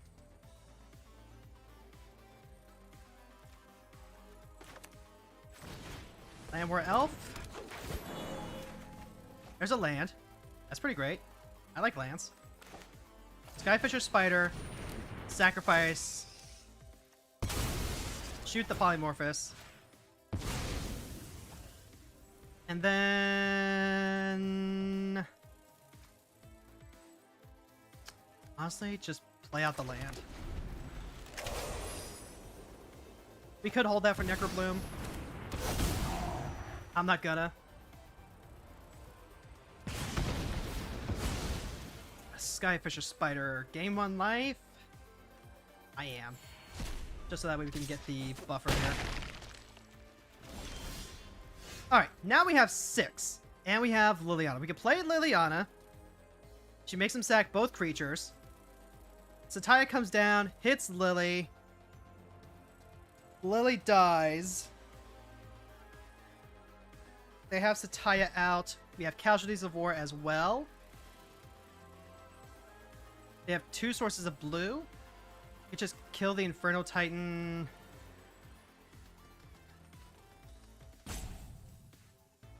Okay, what happened? We need to get rid of that Inferno Titan, like, no matter what. I would love to play the Necrobloom. Necrobloom can block this. We take damage from Titan. Satya, they want to keep playing Satya. I'm willing to give up Lily for this. I am the master here. Oh, and they're done. Okay, we got there. GG, Satya. Okay. Yeah, they really, really like playing these high-value cards and just aggroing you out. So as long as you have the interaction to, like, stop them, you're fine. But damn was I sweating there for a bit. Just like, you need an opportunity to get your creature going. But if they keep dropping creatures that are also removal, then you just, like...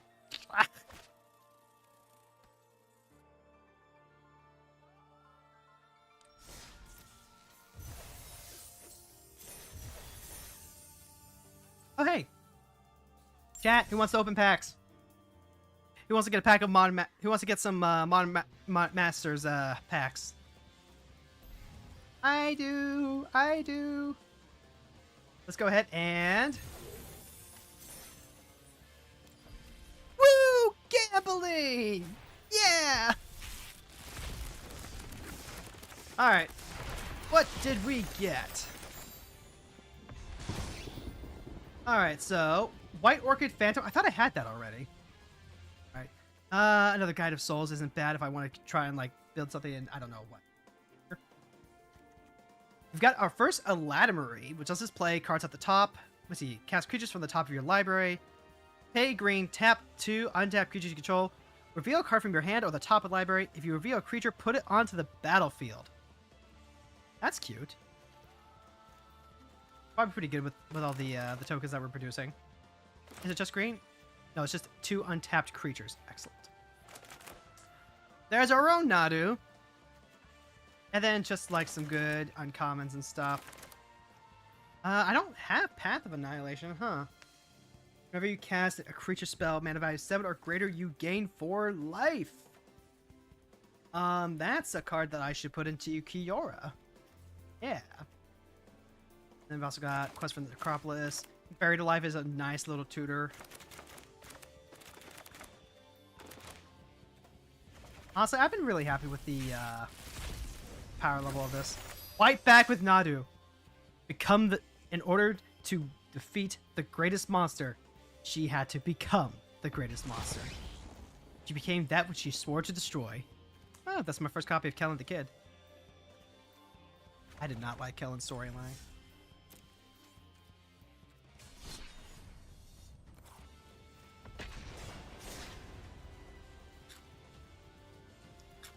Okay, so let's think about this. If we want to start playing with tokens, maybe we do go with like the Azoni approach. Could take a look and see exactly what I was doing with tokens there.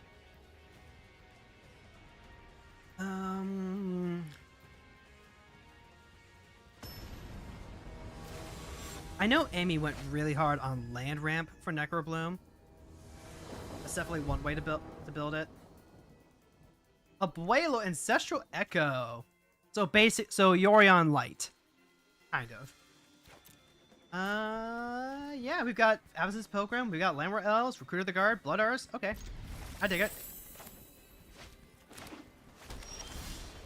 And hello, baby girl.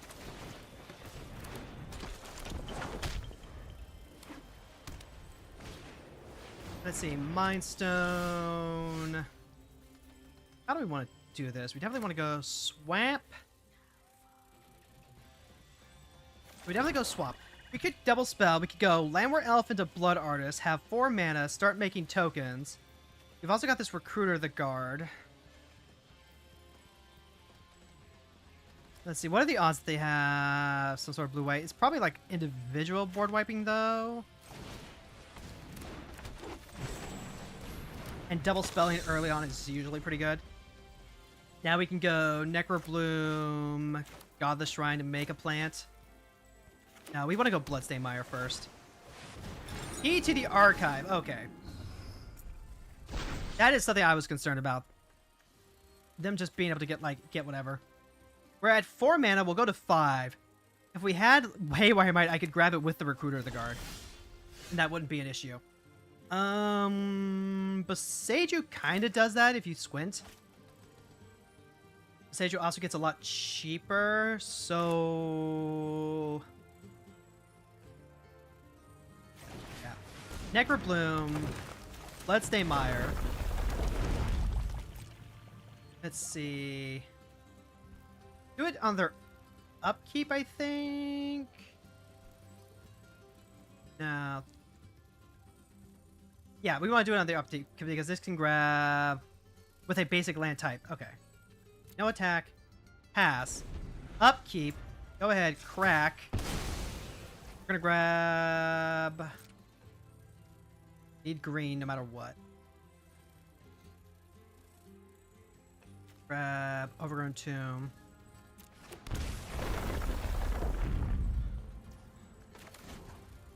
And then let's go ahead and discard that to get rid of that key. And I'm doing this during the upkeep very specifically so that whatever land they get, if they want to grab a dual land, it has to come into play tapped. But it doesn't give them a chance to use the mana from the mana key. Like right there. They grabbed a Hallowed Fountain? I would have grabbed the Surveil land if it was going to come into play tapped. Day of Judgment is pretty good. It does dome them for a lot, though.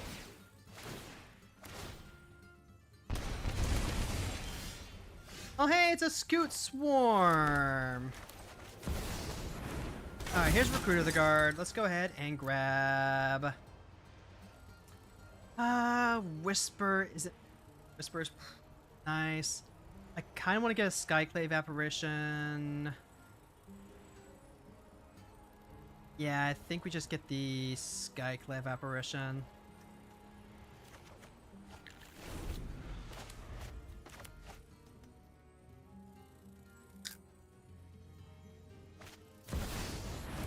Cavalier of the Dawn.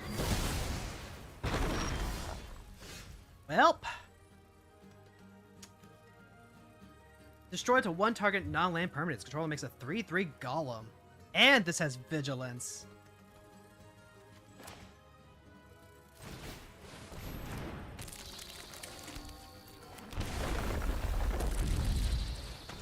Well, they can blink the Cavalier if they want. And I can't stop them. Yep. Okay, there's a Puelo. Yep, so they go ahead, they blink the Cavalier. Cavalier comes back, kills a Scoot Swarm. But it's not exile.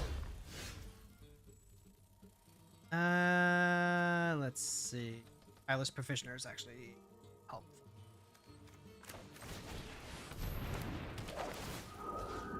Yep, I'm sure. Go ahead and pay the tax. Goodbye, Apparition. No tax, pass. They survived our initial onslaught with a big ol' wrath, and I probably should have seen that coming. God damn it, Teferi. That's more like it. Yep, so now... what is this one that dies? Return artifact or enchantment. Yep, there's Combat Thresher, which they can blink to get a 3/3 double striker.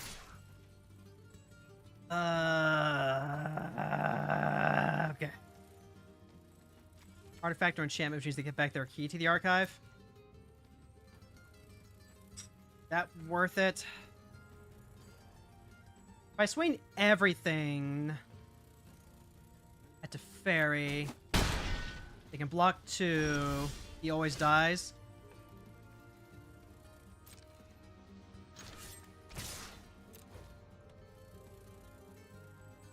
Yep, that's just free. That's just free. Now what? Yep. All right. Here's white. Here's tireless.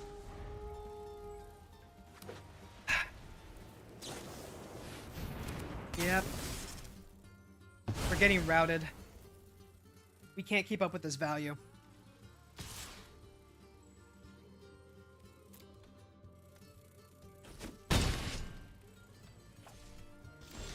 And then the key here is that pay 2, target creature you control becomes a copy of a creature exiled. Activate only as a sorcery. Target creature you control becomes a copy of the creature exiled. So like they can make their own white, which is kind of fucked. Alright, so here's Timeless Witness. If they're holding a counter spell, this is a good one to grab because I'm just gonna try and grab a fetch land.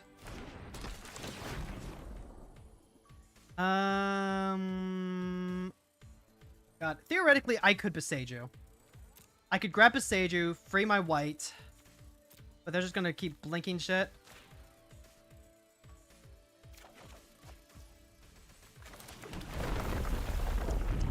So, yeah, gonna go ahead, make a treasure. I don't have anything to do yet. So, pass the turn.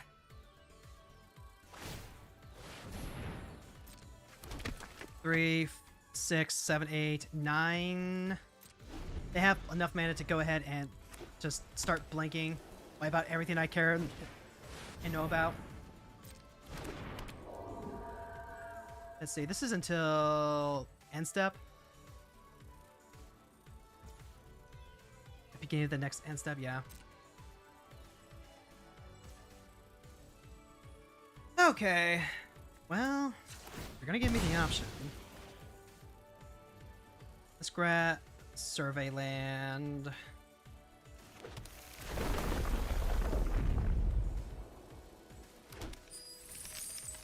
Sylvan's Safekeeper's actually pretty pog right now.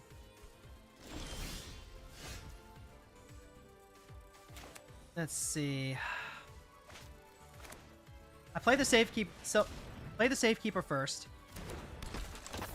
Go ahead. Play Necrobloom. Now if they try and remove... God damn it! It hurts. It hurts so much. Please, no. I'm just trying to live my best life.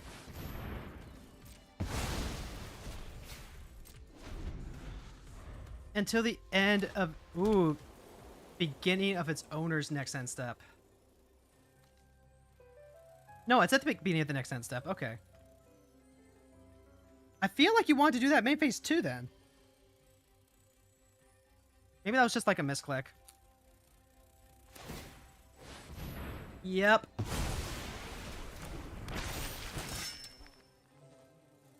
Wait, hold on. What's the deal here?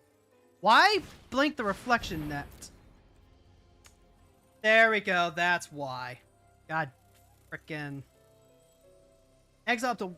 for each player, choose a creature that player controls. Each player sacks all creatures they control not chosen this way. So, what? They just get rid of my Bloodghast?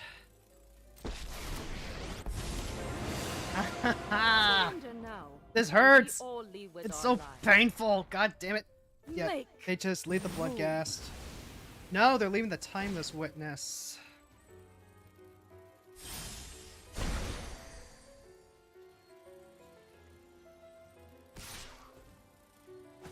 Alright, so now the mirror comes back. Exiles the Witness. What? Yep, the Combat Thresher comes back. They get to draw a card, so they have a blocker for the Wanderer. I will gladly take this, though.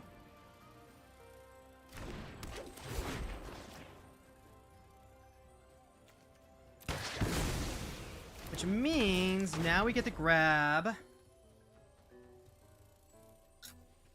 Let's see, I'm thinking Safekeeper. Safekeeper isn't really good right now, though. What do we want to do? What gets us out of this? Is it tutoring? Is that what we need to do? I think we need to tutor.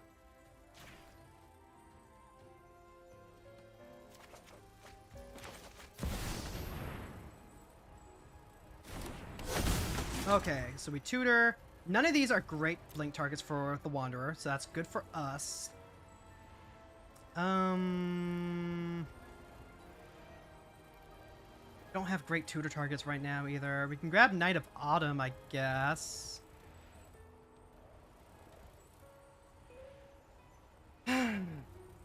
Could try running Wayfinder, could try grabbing Silver Ranger just to grab another land. What's the play here? Probably Knight of Autumn.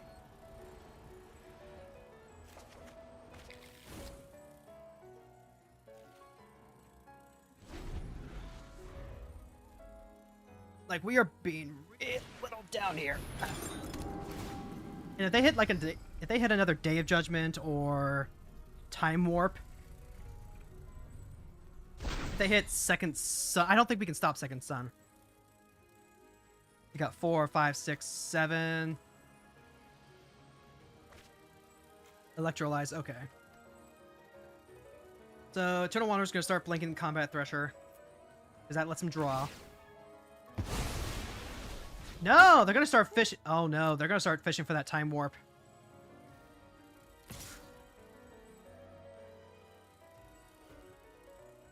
All right. Let's think about this for a second. Don't need the recruit, so we'll avoid taking 6. This is return that card to the battlefield under its owner's control at the beginning of that player's next end step. On the one hand, this doesn't feel as obnoxious as Yorion, because Yorion just blinks everything and gets all the value. The problem is that we're dying to 1,000 paper cuts here. No more than one creature can attack each combat. 3, 4, 5, 6, 7.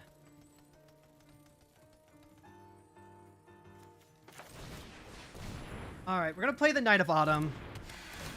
We do target Combat Thresher, which Abuela can go ahead and blink out.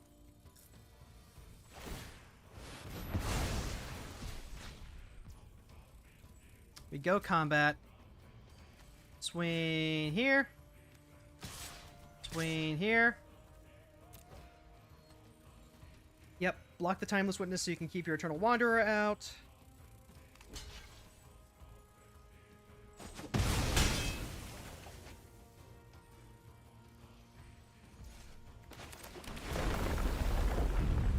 Now we get the Bloodghast. And I'm going to go ahead and crack this now. It's probably worth grabbing our last Surveil land just to try and like find something to help us out here. Ideally like a Victimize, I guess. I guess Air Mesa would have been good because then we could cast the Necrobloom.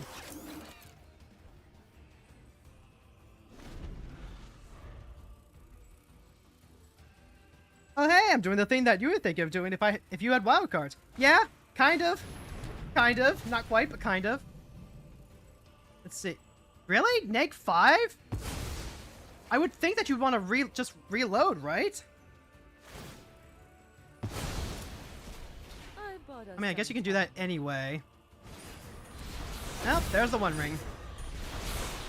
And Boromir. Yeah, we're not able to climb back at all. Nope, there's Takasi's welcome.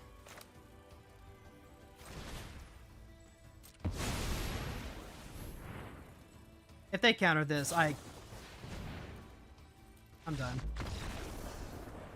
I'm not gonna win a war of attrition like this, and I just want to, like, play a game. I am going to value my time and say, yep, you have created the insurmountable advantage that I cannot overcome. Which means that this deck definitely needs to go back to formula. Old Rusting, that's a slow deck. Did I just, like, gut out too much of my ramp for this? I think I did.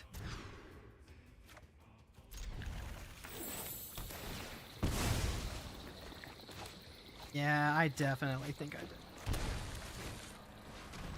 Earthbound Witch.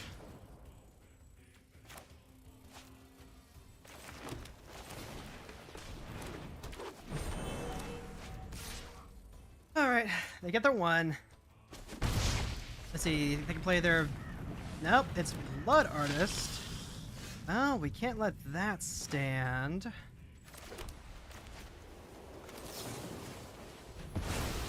And I've got nothing else to do with this elf, so we'll get him for one. Yep, there's Old Rustine. Old Rustine comes down. Now, this is really only an issue if they get down, like, Priest of the Forgotten God. Hey. Alright, let's think about this for a second. Hooded Delta. Gets down Oracle of Moldiah. Gets it down... I want to get this Priest up ASAP. But getting Oracle down... It's probably just more important. Grab a basic.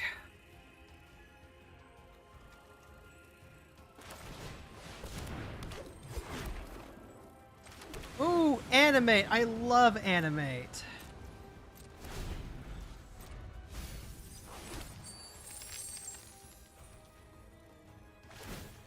Alright, so next turn, assuming that we still have our Elvish Mystic, we can go Necrobloom, Fable Passage, Crack. Oh, hey, Generous Ent. Remember, we can actually grab anything that they mill too. Yep. Let's go down. Cathar's Crusade is also, like, really.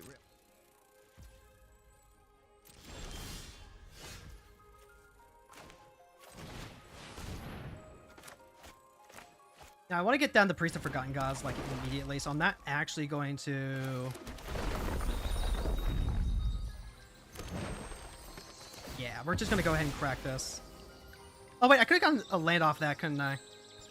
Yeah, I goofed. I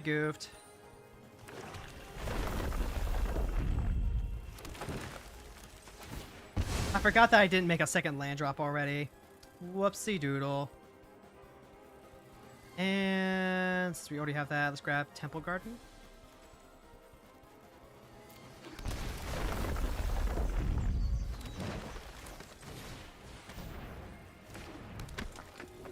Alright. Now it's just a question of who got their setup better. Because what I'm going to do is dredge this Grave Titan away. Play Cathar's Crusade. Reanimate the Grave Titan. Massacre Girl!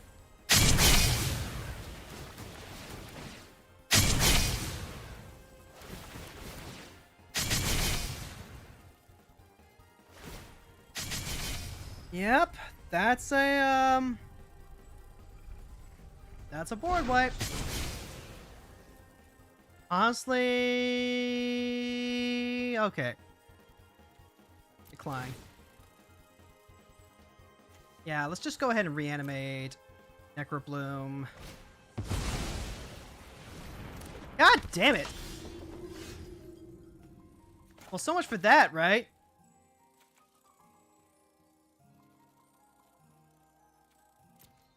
Now they can go ahead, play another creature, activate Priest Forgotten, make a sacrifice, commander. Like, they're gonna have it with the Bloodghast. Shit. Well, at this point, like... might as well. Might as well make them do it, I guess. Yep, they get the land, they play the Bloodghast. Cauldron Familiar. Make me sacrifice the Necrobloom. This is just brutal.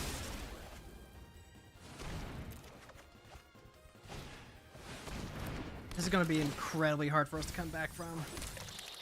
Need top deck land to make this work.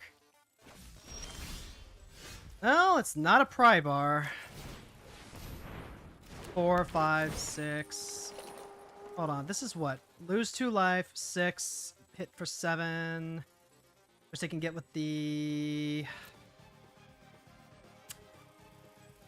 Yeah, things are not looking good for hero fans.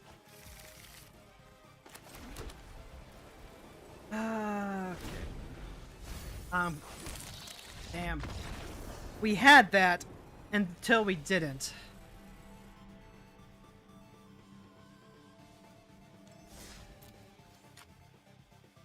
Oof. Dropping the Priest of the Forgotten Gods after a Massacre Girl board wipe was what did it in. That's honestly just been my experience with Rusting every time. It's either the deck does literally nothing, or they manage to get Priest of the Forgotten Gods. They manage to get ahead with Priest of the Forgotten Gods out, and it's just like, you can't come back from that. Alright, this is Shauna Purifying Blade. This is another commander that's become a lot more popular recently. I'm not exactly sure why. Whisper of Blood Liturgist, Blood on the Snow. We're gonna have to try and keep up with a ramp deck. I don't like this hand for that. This hand should be better. It does have a problem with a Bajuka Bug off the bat. That's a Tomio. Curious. I must investigate this. Okay.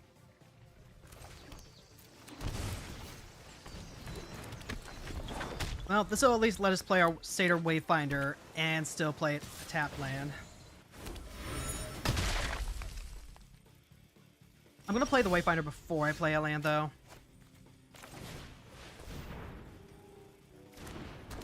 Just in case we manage to hit another... Yeah, that's pretty good. Ah, that's also pretty good. Okay. So this represents an untapped land. We always play out tree line. Now we're in a position to flashback prime time. We're definitely going to need some filtering here. Bone Shards does a really good job of being looting. If you really want to, you could consider Lady on the Veil, since she does have sacrifice removal. Sacrifice removal is generally pretty good against the Nadus and the Narsets of the world. Beginning of your end step, pay X, draw X cards. X is equal to... Alright, so...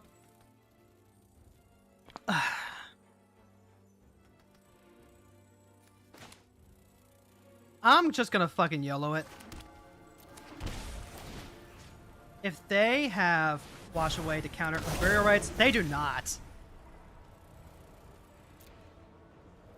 Alright, so we just get to grab 2 of our tap lands for free.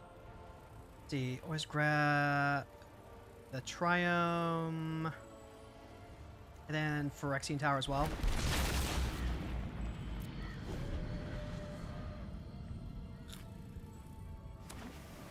There we go.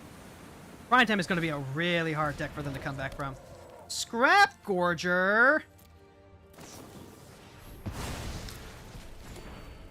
Scrap Gorger is actually a huge problem for me. Like, it just eats my graveyard. I can't dredge anything back.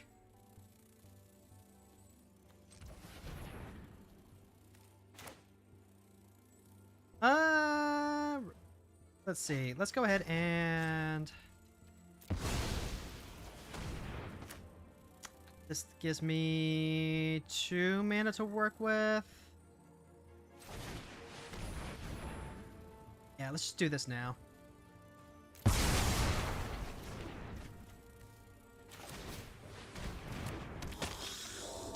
And I don't really care about holding up or pass for Bloodghast specifically. We got rid of the scrap quarter. That's the important thing. All right, so they have the one ring. We're not going to be attacking this turn anyway, so that's fine. Perfect.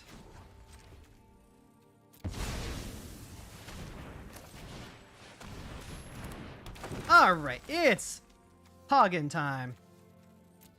Let's go ahead and I'm feeling Vtuber. Oh fuck! I forgot about the raid interaction. Fuck. I forgot about that. Fuck. I completely forgot about that. I forgot it was target.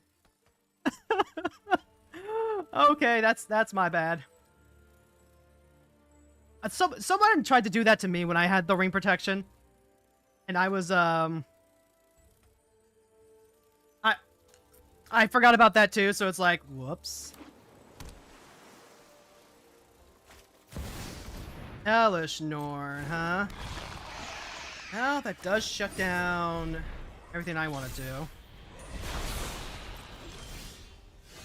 Alright, fair enough.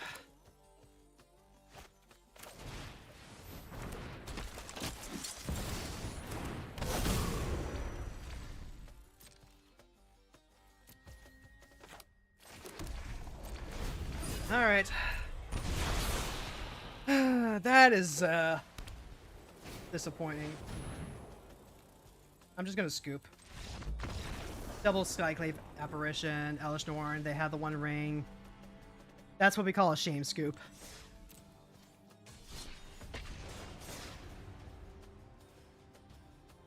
Yeah, I think in my quest to modify this into something that I found more interesting, I accidentally gutted the power of the deck, and now I'm being punished for it.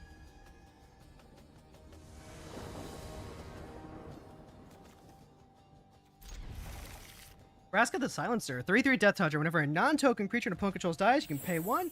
If you do, return it to the battlefield tapped under your control. It's a treasure, and loses all other abilities. Take that.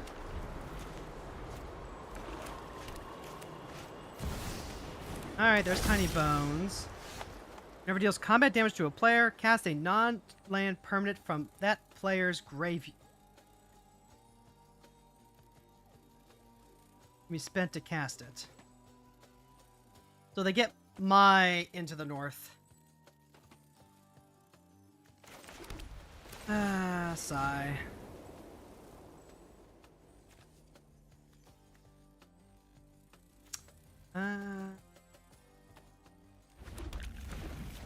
So they can attack me with Tiny Bones, get my Into the North, and then get a free ramp spell off of that.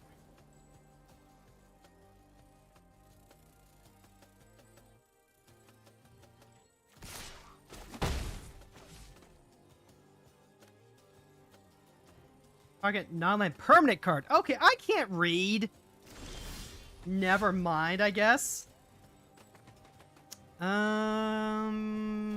So we dropped the Phyrexian Tower, right? Phyrexian Tower, Boromir.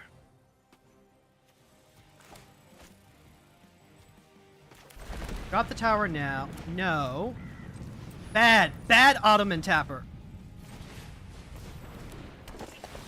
Here's a Wayfinder.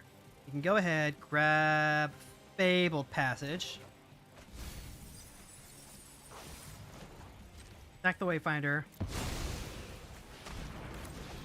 Here's Boromir. Pass the turn.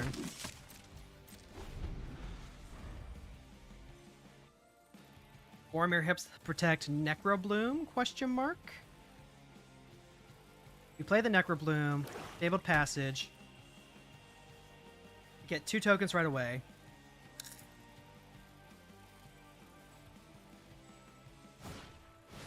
Target creature you control deals damage equal to its power to target creature or planeswalker you don't control. You may cast target non-land permanent. So he's gonna die regardless. Tiny Bones attacks. They can't cast permanent from my graveyard. Good.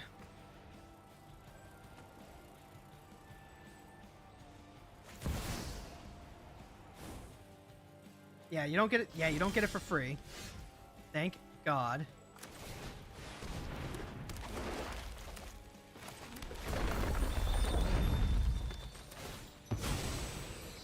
They do have Pajuka Bog, so theoretically I should be holding on to this. Having some plants to block Tiny Bones helps. Have they been missing land drops? They missed their last land drop, right? I think they did. They can play Vraska, but they can't cast anything, so I'm fine with taking the one here.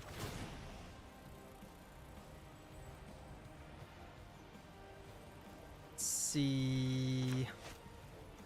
We do get to grab a fetch land. Let's see, we want to drop Cathar's Crusade. Right. Currently have 6 mana, 7 mana, so we get to use the Bloodghast here.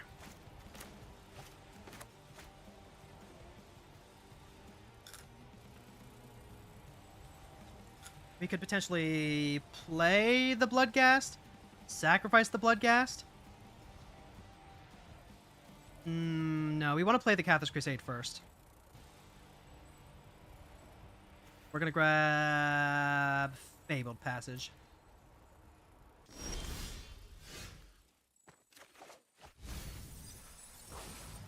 Okay, so this does mean we only have the one, but I think we live with that.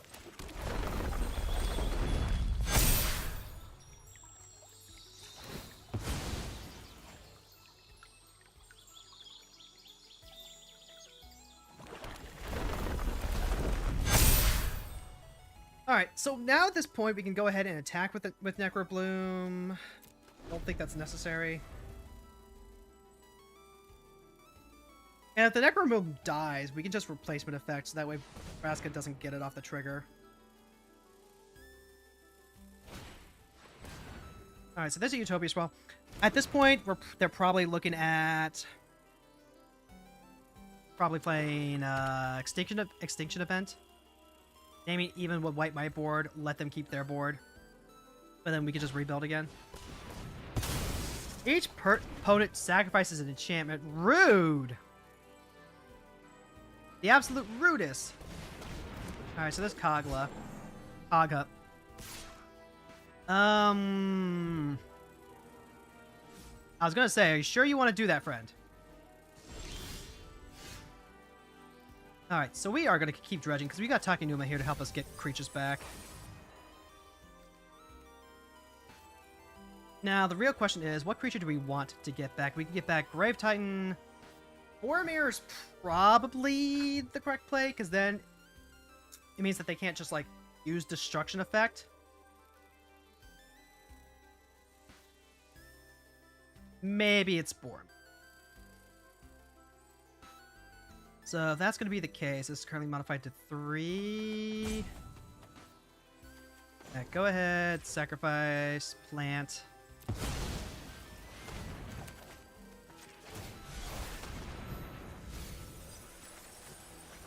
Hey, Eternal Witness. Alright, so now we get... Here's Boromir. Here's Fable Passage. Currently at 7, so I don't actually get another zombie out of that. I can't attack freely yet. But we've got some insulation. Oh god, I am really missing my draw power here. Damn. Okay.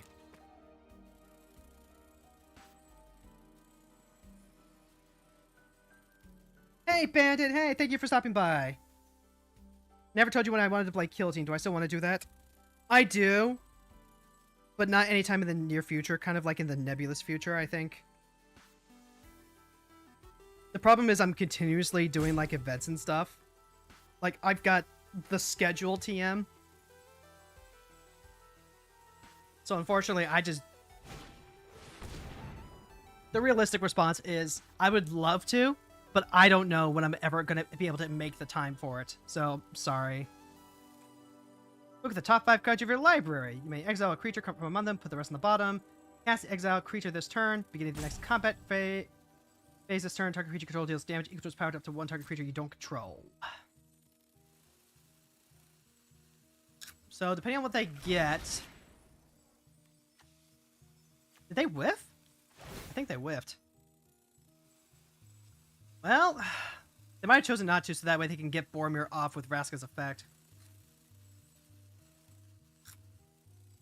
Which, like, sure. Let's see. Let's go ahead and start grabbing, like, some other...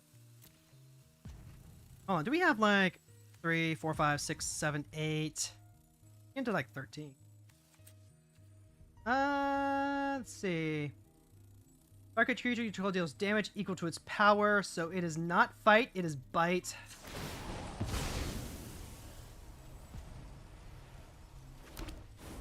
They do get the token, unfortunately. Hold on. Does it lose all its... Let's see. And it loses all of the card types, but it has the effect. Fuck. Okay, so we're gonna go ahead and give it to this plant here. So that way this plant can start looting us.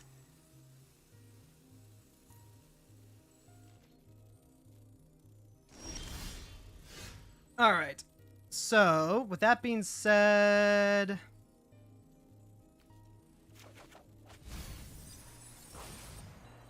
Okay. Let's go ahead. Crack and fetch. And we're gonna grab a Surveil land. Trying to set up... another one. Blood on the Snow is great here. Ah! We'd still have Boromirs to, like, worry about, though. So, how do we want to do this, then?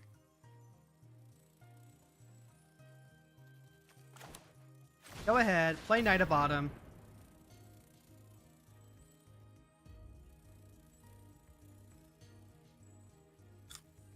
And use that, pop Boromir.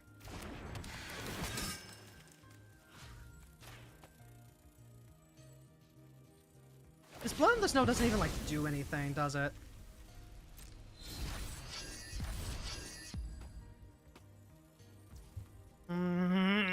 God. I don't... 1, 2, 3, 4, 5, right? Right. The token attacks. The token loots away Blood on the Snow. Now Kaga gets to attack with impunity. But we do get to dredge instead of looting. So maybe that's actually the play here.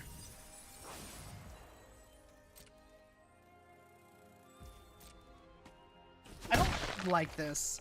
We have a superior board position, but we can't push damage. And now Kaga gets to attack in. We don't have anything that can block it.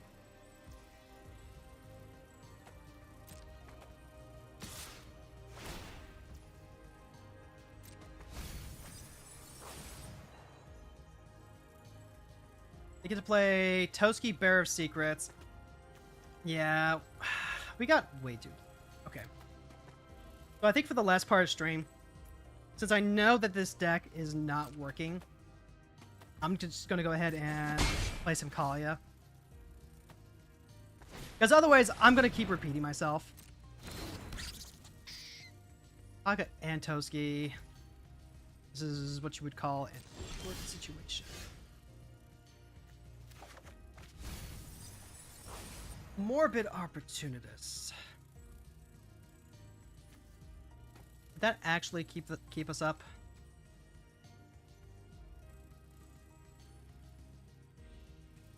Might.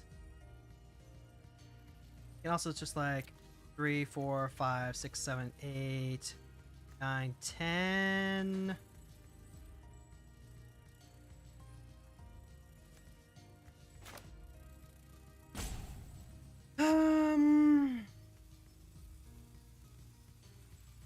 I don't know.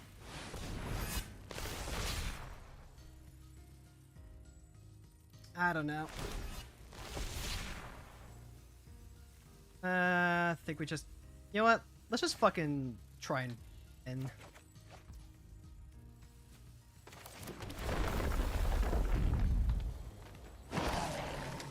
Like, if this doesn't work, say la vie.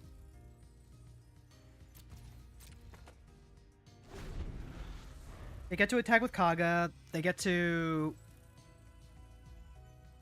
draw a card. Okay, I'm done. That is not a game that I should lose. Like, if I have that many tokens and they're just living off the back of like a couple of Death Touchers, that just should not. That just straight up not be happening. Okay, which means that we need to like calm down for a second. Let's see, Kalia. No, let's fix the fishy deck real quick. We'll fix the fish deck. We will grab. Actually, hold on. Didn't I just get Evolution Witness?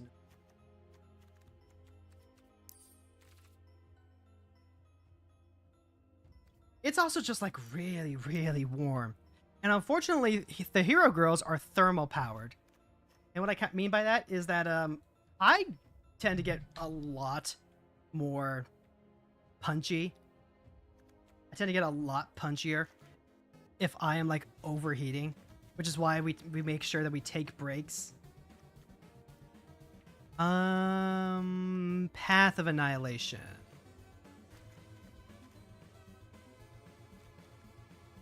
Let's see, Tamiyo's is pretty nice. Smuggler's Surprise is okay. I haven't You telling me it's shrimp fried this rice? I really haven't liked Smuggler's Surprise at all. Replace that with the Safekeeper. Ice cold water. Abby, thank you so much for the hydrate and the shrimp redeem. Make sure we take that chance to stretch. Ow. Okay. Path of Annihilation. Is that better or worse than playing Map the Frontier? I'm gonna try. I believe it is.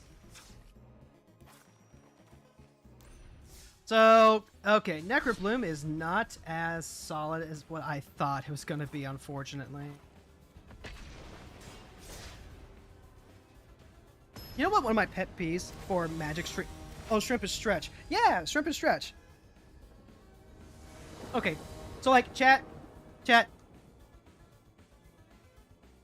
One of my pet peeves, whenever I'm trying to like watch a Magic stream or watch a Magic video, is when the streamer is clearly getting frustrated and like they spend a lot of their time bitching. Like it's harsh, but that's the truth of it. It's like it's complaints. I don't want to be that person. So like, ooh, they can cast everything in a flash. Okay, investigate. You can play an additional land. If it attacks, destroy up to one target artifact you control. Let's see, destroy one artifact. If you control that permanent, draw a card. Okay, understood. Yeah, I just don't want to be that person. I don't want to be the person that turns off viewers because, like, I'm frustrated. And it's very clear that I'm frustrated. Let's see. We've got Midnight Clock or Cold Steel Heart. How do I feel about that? I think I need to be able to brainstorm. And one blue is not a lot, but it's enough.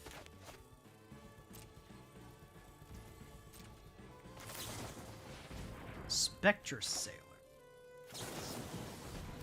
Alright, so let's go ahead. We'll brainstorm. There's a land. There's a emergent sequence. So, whatever we draw next turn is what we keep. Let's go ahead and... Oh, great. Helen can come down and pop the Cold Steel Heart.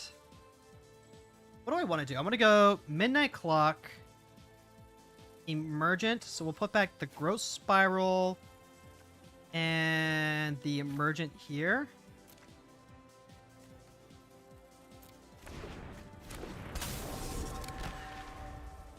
So there we go. With all these fetch lands, we can actually play Brainstorm now, and that feels pretty great. Now the opponent has a colorless land out. They're gonna draw 2 cards this turn. That's great for them. Actually, hold on. Can we just like play Kiora this turn? We could, yeah. Yeah, I think we just play Kiora this turn.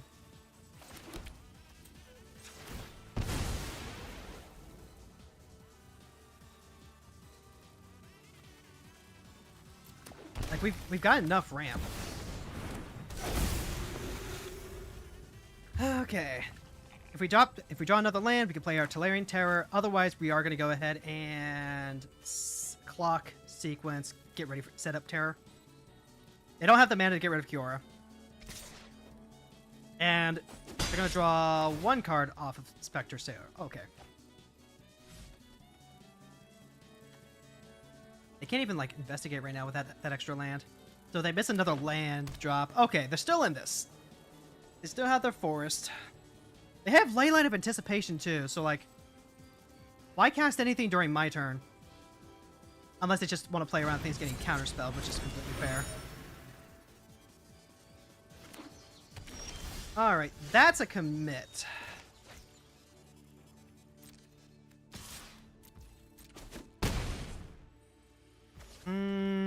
4 mana to commit is not bad. Midnight Clock.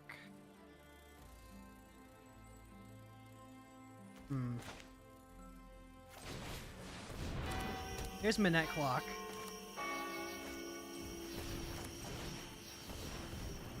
Here's Emergent Sequence, which we can use to help cast Artillerian Terror. I'm cutting down on commit, which means that this is their turn to do something really good if they want.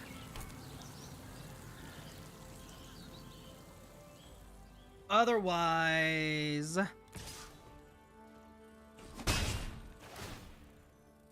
see. 5, 6, 7...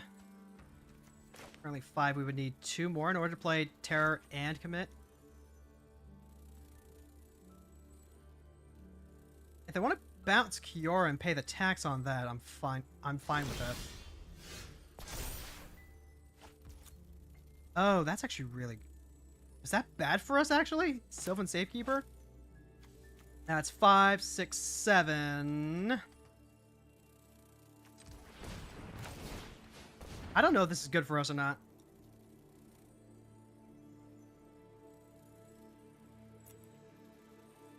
Like, we need to cast his terror in order to win.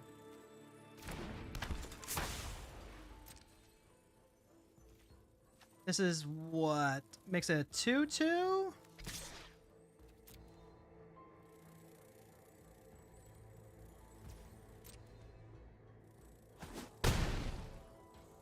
Alright. 3, 4, 5, 6. Hold on. Yeah. We're just gonna pass the turn here.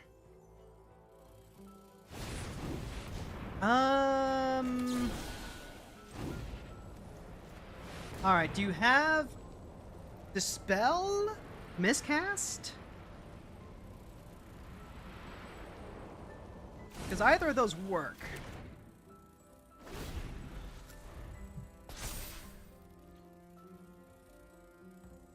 Let's see, with Memory in our graveyard, we can go ahead and reload fairly easily, which is great. Yep, they go ahead, poke us, Spectral Sailor.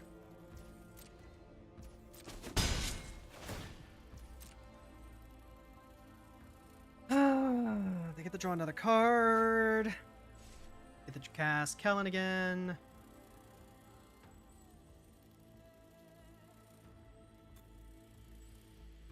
What's the goal?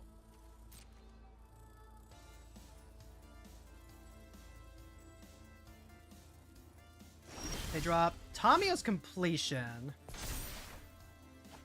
Oh, that is big for me. That's big, big, big, big, big, big, big, big.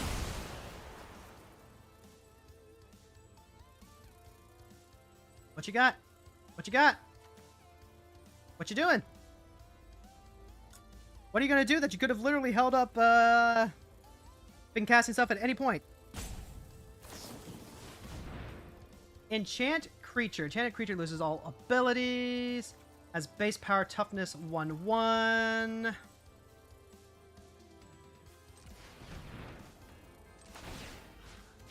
Wait, no. Give it Self Shroud. Stack. Okay.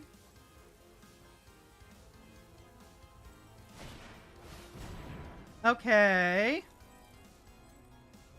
They really want to commit that much? Okay, you know what? I'm cool with that. That's fine by me. Let's go ahead and grab Forest. Let's see. Hold on. We got 4, 5, 6, 7, 8. It's not quite what I want. Now we can go ahead and cast our Path of Annihilation. There's a couple of spawns. Hold on, what? The Eldrazi you control have tap add 1 mana of any color. Oh, fuck yeah. Alright, so now we get Double Major, Tamios, or Troyan. I'm gonna take Troyan.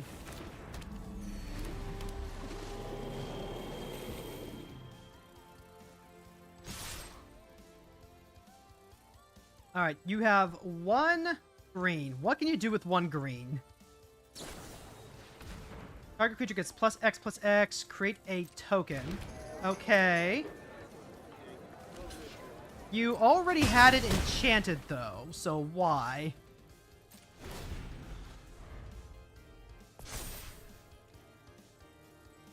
More importantly, I do get to just, like, play memory now.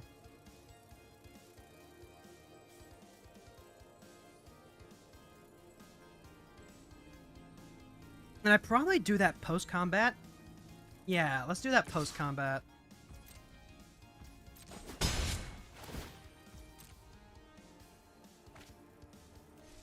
Damn, Path of Annihilation, good. Yep, there's your land for turn. Now it's my turn. Yep, that's Nissa. Let's go combat. Swing Terror and Yora. See what they do.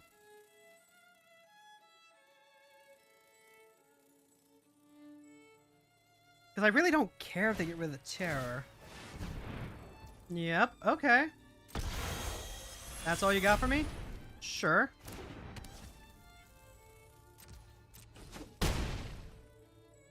Alright. Yeah. So we both get to completely refill our hand. I'm refilling way more than they are, though. I've got... Oh, did I not type Troyan for that? Fuck me. 1, 2, 3, 4, 5, 6. 7. 1, 2, 3, 4. Spells with mana value 5 or greater, so I could go ahead and bounce all this back to their hand. That'd be pretty damning. Ah, but I can't. Cyclonic Rifting their Leyline is honestly pretty good.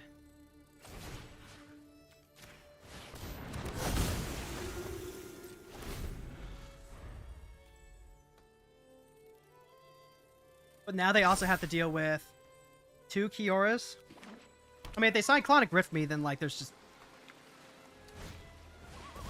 Yep. Alright, so they got the boots. Boots with the fur. Did they shuffle Kellen in? Oh my god, I think they shuffled Kellen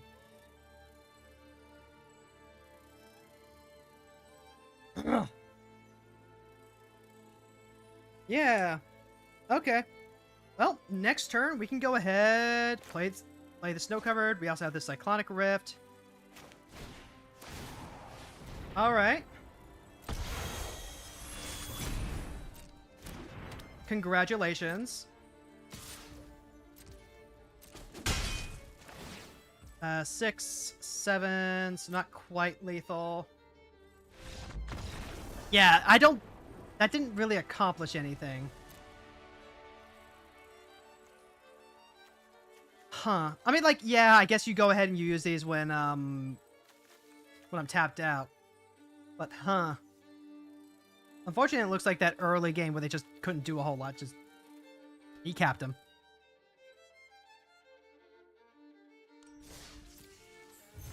You added Tristani, Careless Whispers to your deck. The green-white deck, the Cloaky deck, the deck that likes tokens, the decks that Tristani typically enjoys. That deck. That's good stuff.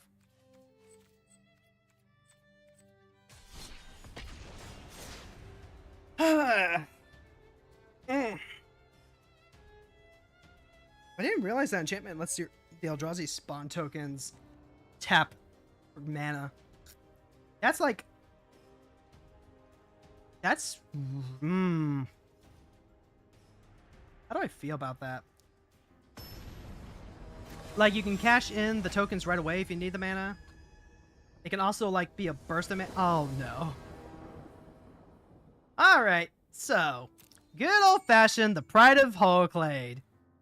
This deck's going to run out a lot of really high toughness defenders to ramp out the Pride. And it's going to be really, really hard to keep up with it unless we manage to ramp like frick. So, Uro helps with that, but this is not fast enough by my measure. This should work.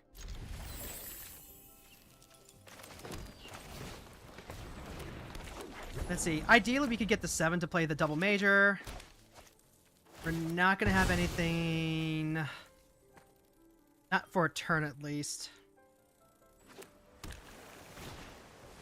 Yep, that's Omen Hawk.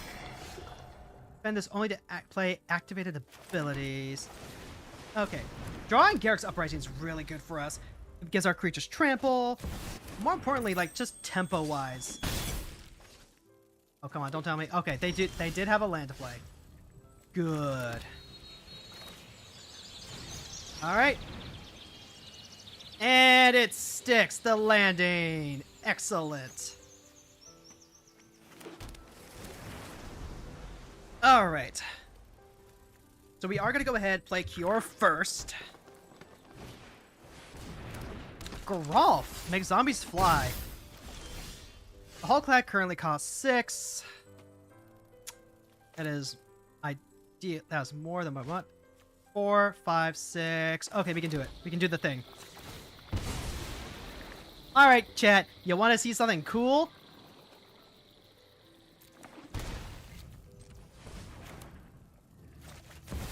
Alright, so Kiora is a double major.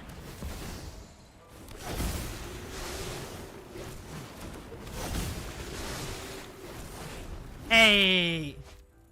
And, she majored in Serpentology. Alright. Pride costs 3.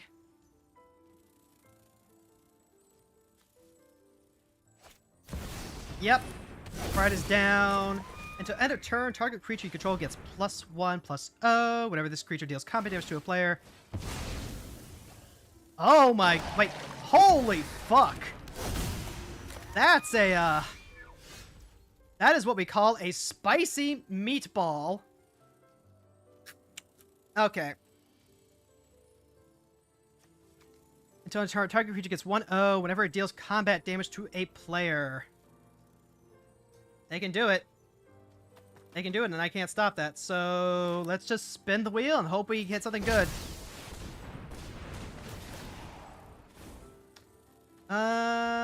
Return target creature to its owner's hand. Alright. Ooh, Spark Double's pretty nice. Actually, hold on. Spark Double, we can't have it copy the Leviathan, right? Maybe it's Brainstorm. None of these, like... do a whole lot. So let's just go ahead and...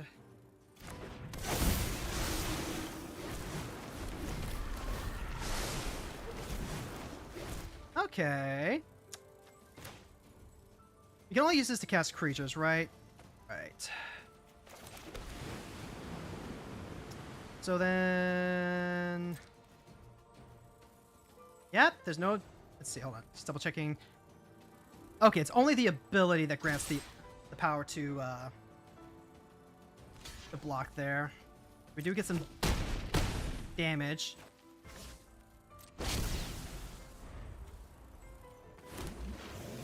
Ah, god damn it. I meant to put a stop there. Well, at least we can always act in response to the Pride. So that's good.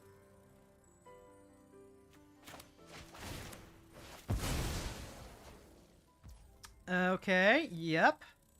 Get to make another big beastie.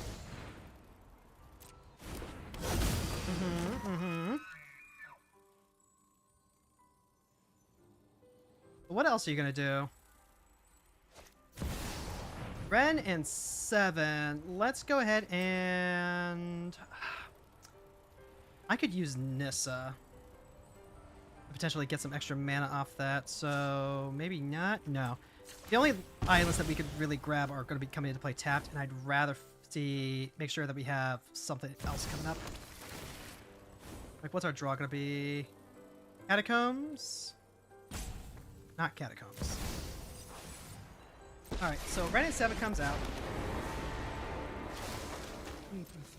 Get a big old tree. Okay.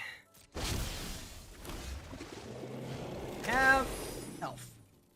We could whelming wave and like swing everything, but that's not quite what we're at right now. So let's go ahead and yeah,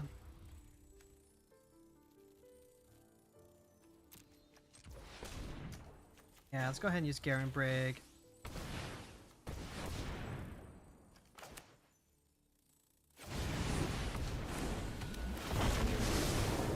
Wait, is this not a... It's a serpent dragon, right? Oh, it's from hand! I am a doofus! I am a big-ass doofus. Okay, you know what? Completely fair, completely fair.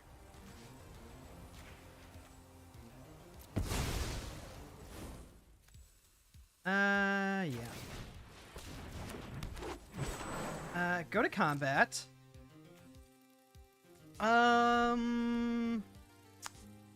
Brennan You just went boom. Hey, Ryu, thank you so much for the follow. Am I willing to trade for a token? Just like punch him in the face, right? Just like...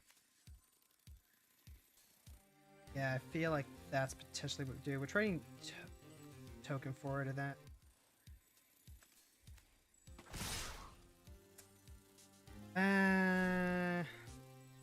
Yeah, play. Hold on, this says tap targets active can't be attacked. We attack, they double block. I sack. No, just no attacks this turn. We're just gonna chill. The Garov combo is pretty cool. But we also potentially have lethal depending on how this goes. Right now they can activate Pride twice. March of the Ents! You know what? Sure. I will absolutely whelming wave after this.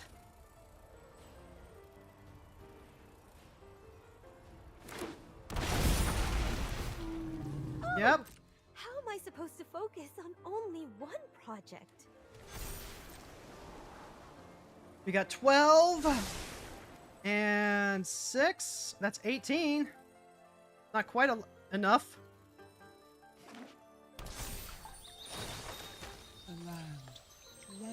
Damn it, Ren and 7.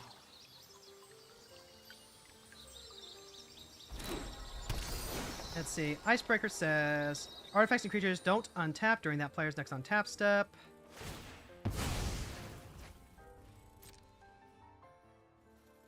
Oh boy. Pride of the Hulklade is a surprisingly strong deck. I could sacrifice a token, make the 15. Let's do it.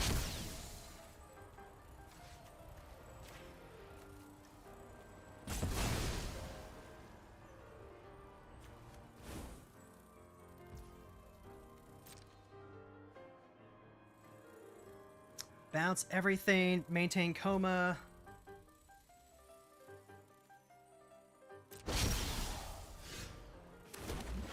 And yep, okay. This is a problem. Because if I do it like this, I can't actually whelming win.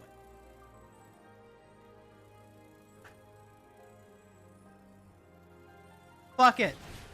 Spin the wheel. Spin the wheel.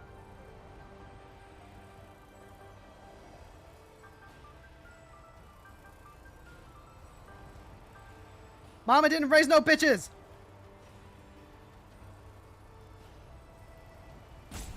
I guess at the very least we can like hit.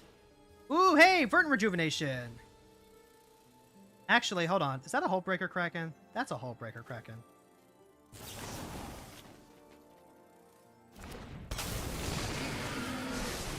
Alright, let's start, like, just kicking them in the teeth, shall we? Alright, so we're gonna go ahead, return this token, and then we get to tap 5 permanents.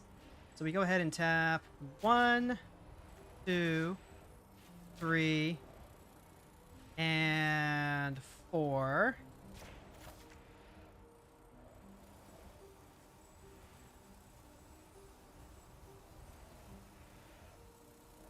All right, they can go ahead and use Herr Doctor, which is fine by me because the Kraken is just gonna like work on that too.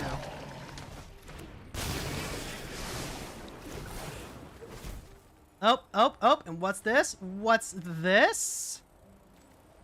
Let's go ahead and I don't really want to like just completely pop off, so counter trigger, return target online permanent, create token that's copy creature control. There we go. Spinning the wheel. Completely pop off. Yeah. Honestly, that's what you do when you have like 3 Kiora on board, right? I had fun. And then, you know, we just started drawing a bunch of stuff to dance. Like, hey, that ended up working better than the Webbing Wave did. And they got to play March at the end, so it's not like they can complain. Yeah, if I'm getting... Chat, if it's clear that I'm getting frustrated, like if I'm repeating the same things over and over again, it is okay to say, hey, maybe it's time to like put the deck down. Put the deck down, back away from the tilt. Congrats, that's an insane field. Thank you. Kiora is just like a really, really fun deck.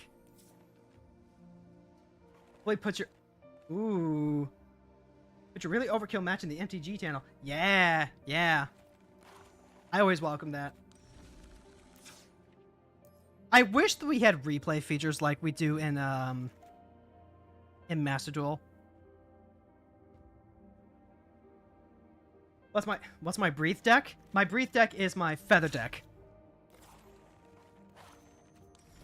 This is another deck that I play when I'm feeling really tilted out. And I just need to like... If I'm really tilted out but I want to keep playing Magic, one, I probably shouldn't be playing Magic. I should probably like take a breath, step away, wash my face and all that. But in the instances where I'm feeling frustrated with a deck project or things just don't feel like they're going right, I come back and I play Feather.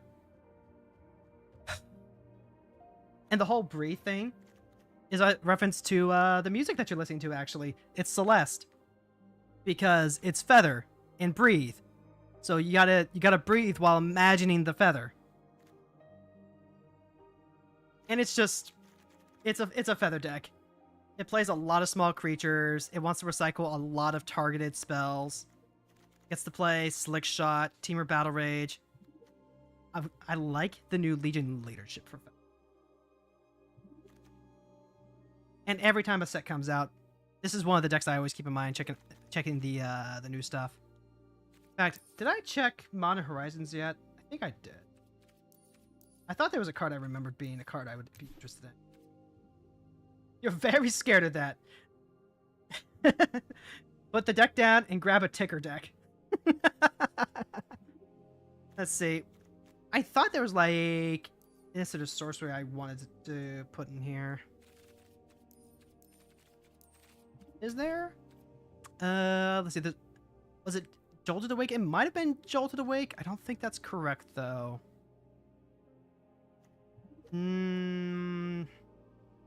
No, I don't think so. There's probably like, you'd probably play Savin's Reclamation in here. That wouldn't be bad. Flare of Fortitude. Oh, wait, hold on. Yeah. That was supposed to say thicker, not ticker. Gotta go. Hey, thank you so much for hanging out with us. We're gonna be wrapping up stream here in a bit, so like, definitely by all means. Okay. Like, Flare of Fortitude and Savin's Reclamation are actually really good for this. That's worth modifying the deck for. I want to get like one last game in, so I'm going to come back to this later, I think.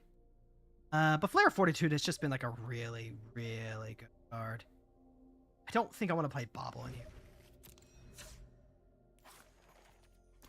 We'll play just a little bit more fish and then we'll call it a day.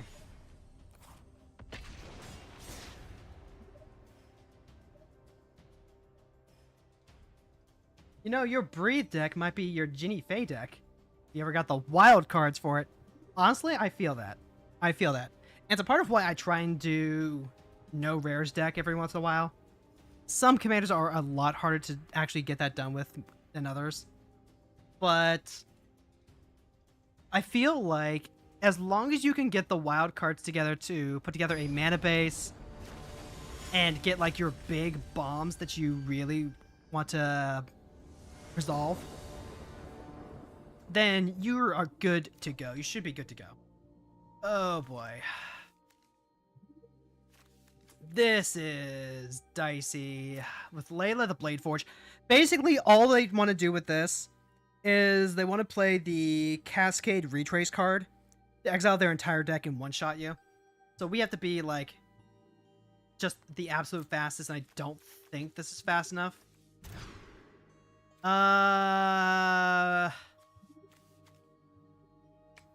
Sure. I think we're on the draw too, which really sucks. So we're gonna go ahead, grab our Surveil land so we can try and dig for another land. Nope, that's not another. We're gonna play out the Signet rather than Beanstalk, because again, we just need to hurry. Alright, so now she's gonna come down. Yep, she attacks, exile, there's a land, and if they have it, I definitely can't do anything about that. I could play Nissa here, but that doesn't accomplish anything. It gives us a blocker for it, yes. Except doesn't just Cascade of Retrace, right? I'm gonna play Nissa just so that way we have a blocker. And pray to God that we survive. And if they just play the thing, then... Yep, see? Right there. Yep, and then the enchanted creature gets trampled. Yep. What did I say, chat? What did I say? That's all they ever do. Having the Atali's favor... I missed this part of the combo, though. That way it gets trample, and it could just, like, get through any blocker, so... It's a deck that cheats his wins boom and punishes you for not having the early game removal. It's part of why I wanted to try and fish, but this isn't a deck that has early game removal. It wants to ramp early, and so these decks can just get a free win off of us. I'm the Naysayer. Thank you so much for the follow. I think we've got time for like one more.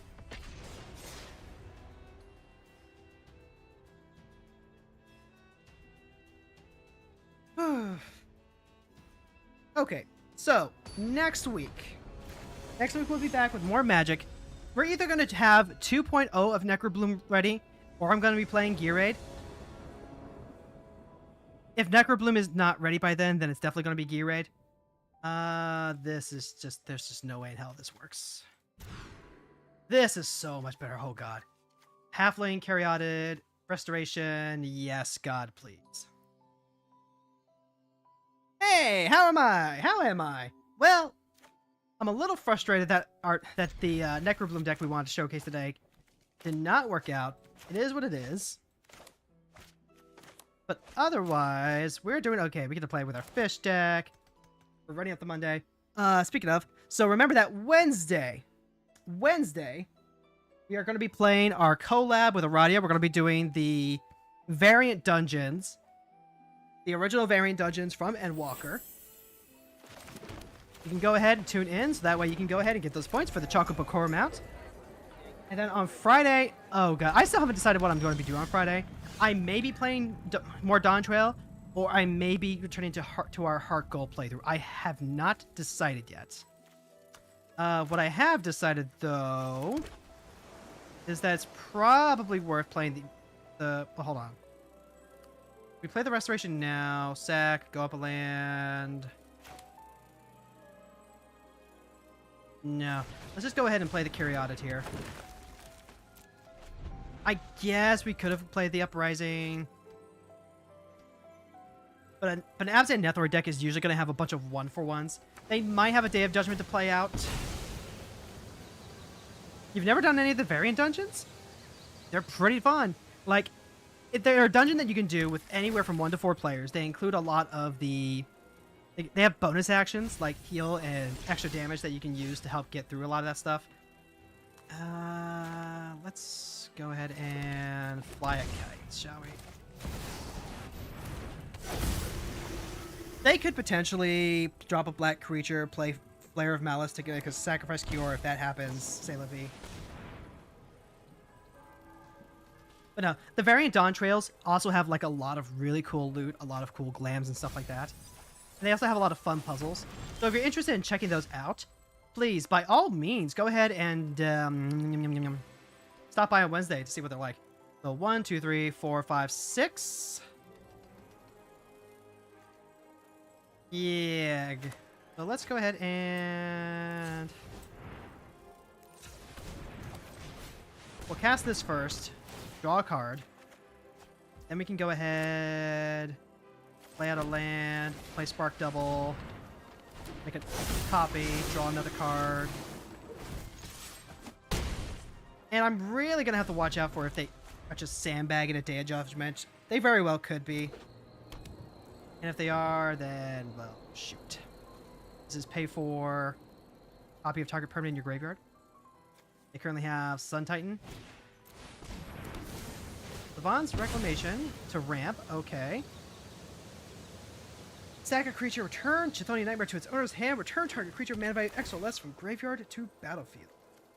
I feel like the Sun Titan is probably the biggest thing here, right? Ooh, that's exactly what I am looking for. Right. Let's get another blue real quick. And then play the Safekeeper.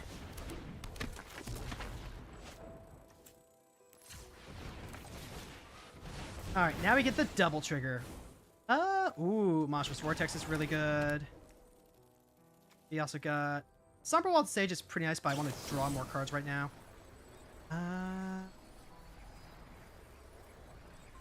Okay, am I actually willing to kick it here? I don't think I am. I think I want to hold up mana in case we draw into a counter spell.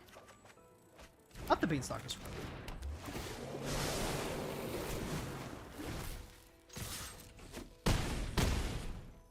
Alright, so this is the part where we cry if they have a farewell. Notably, we do have up the Beanstalk still. We have Inge's Restoration. They could wipe out both of our enchantments, but we would still get to cast Beans. This would make 6. We can play Castle. We can play Castle Garenbrig. Ouch. So what are they gonna grab? Let's see. You have 3 energy. Pay X energy. Sack a creature. Activate only as a sorcery. Okay, never mind. Yeah. Yep. Alright, so that's gonna wrap it up for the day.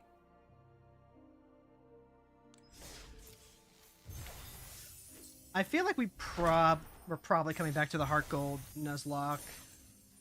Because I want to get back to exploring Terrell. It's just so hot right now, damn. Ooh, Mythic Wildcard. We will take that. Excellent.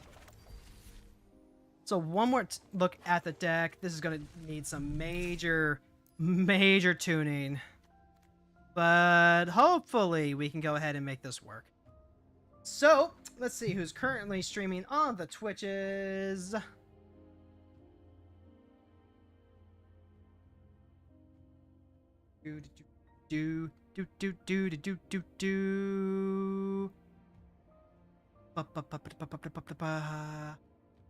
Let's see. Is Fron currently? Let's see. No, that looks like Fron isn't. Let's see, Fron's playing Elden Ring. So if we're gonna raid.